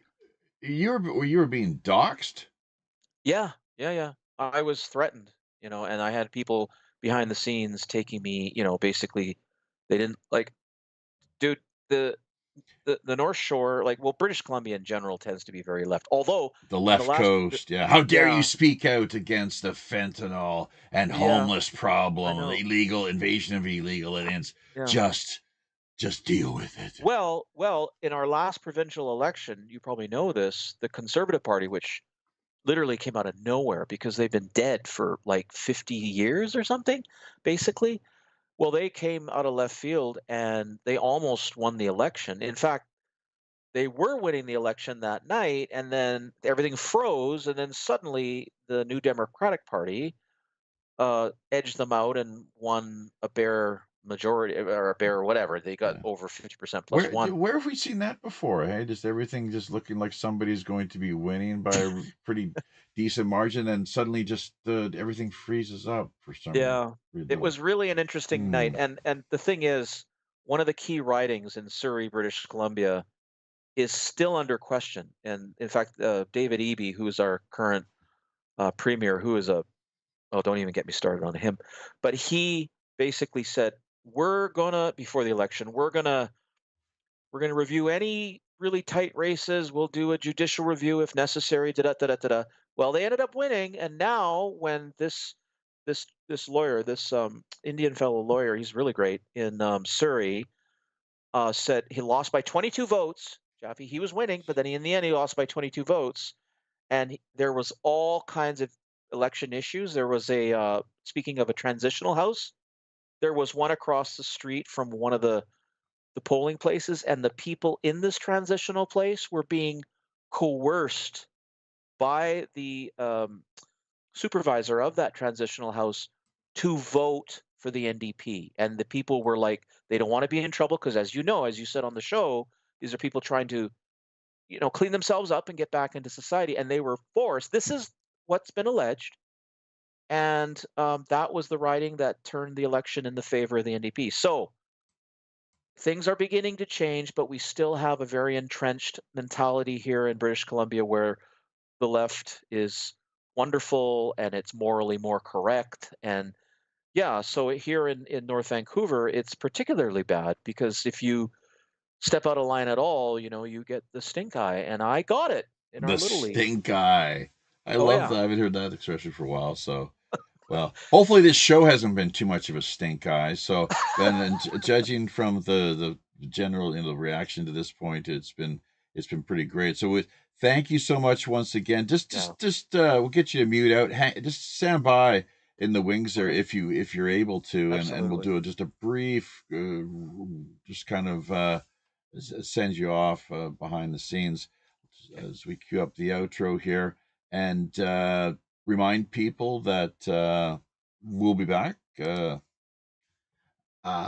willing. I'm trying to think of the Arabic expression. Just going to use it for the hell of it. It's on Allah Akbar. Anyways, I've been working on my like haram, halal, and a few other just little handy dandy expressions. Just for the I study core comparative religion, and Ah, it's like why not? So uh why can I not think, God willing, I should got some homework to do clearly for the weekend. So But I don't want to go down through the list of all the people that were in the comment section because there's too many, which is a good thing, obviously.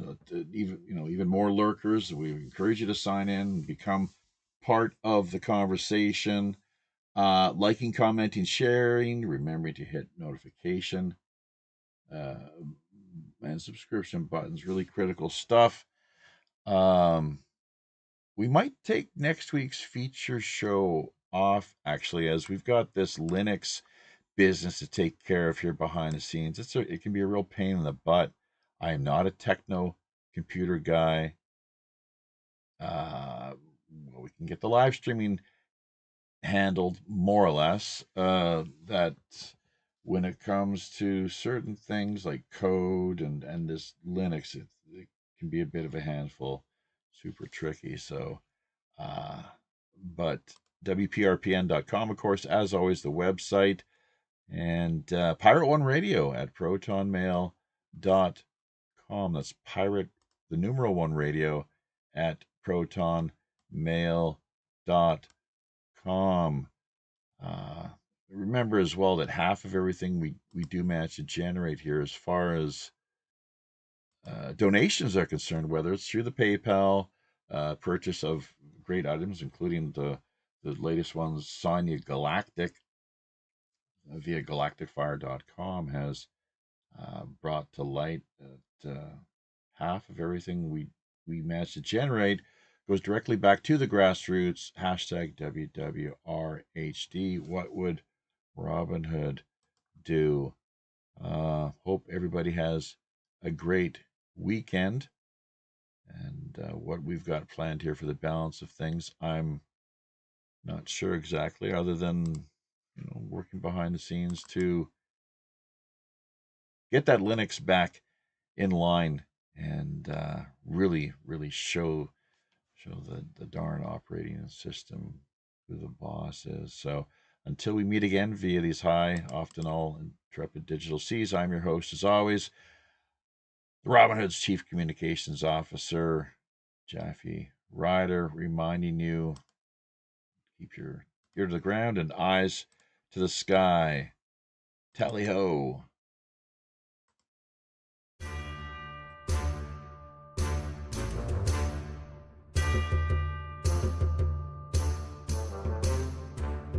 I know. There we be. Having carefully looked over each of our navigation panel instruments, checking every level, switch, dial, cable, knob, and pulley, by all accounts and indications, we indeed see it's time once again to drop anchor inside Mystic Bay, draw an end to yet another week of World Pirate Radio Live. Remember, if you're looking for a little more animated online action, keep in mind we've likely got yet another great free-flowing Rogues Gallery after show coming up for the next hour in one of our more premium, exclusive, and remote digital underground online pirate hideaways. Also, if you yourself have a new, novel, intriguing, or otherwise underreported idea, unique individual, or pressing item in mind, be sure to either drop us a line directly over on WPRPN.com or fire us a quick email via Pirate One Radio at protonmail.com. We're always open to exploring fresh creative suggestions, intriguing guest ideas, cutting-edge discussion topics, and captivating themes. Remember, WPRPN.com member site subdomain links are also always available. Great for artists, musicians, podcasters, bloggers, social media personalities, or pretty much just any old land lover looking to boost their online visibility, presence, and reach. Basic personal profile accounts can be launched for just $60 per year. Staking your claim now helps not only strengthen you and the network, we're also looking out for the little guy. That's right, folks. As much as half of all WPRPN's profits are redirected right back into the hands of the people who really need it most. Community charity. After all, we are the Robin Hood. You can further embark on your own personal pirate journey by either liking, sharing, commenting on, subscribing to, or just following us via virtually any mainstream social media platform, including Twitter, Facebook, Gab, or Minds.com. So don't forget to become engaged. Until we meet again out on the high digital seas, I'm your host as always, the ship's Chief Communications Officer, Jaffe Ryder. Tally-ho.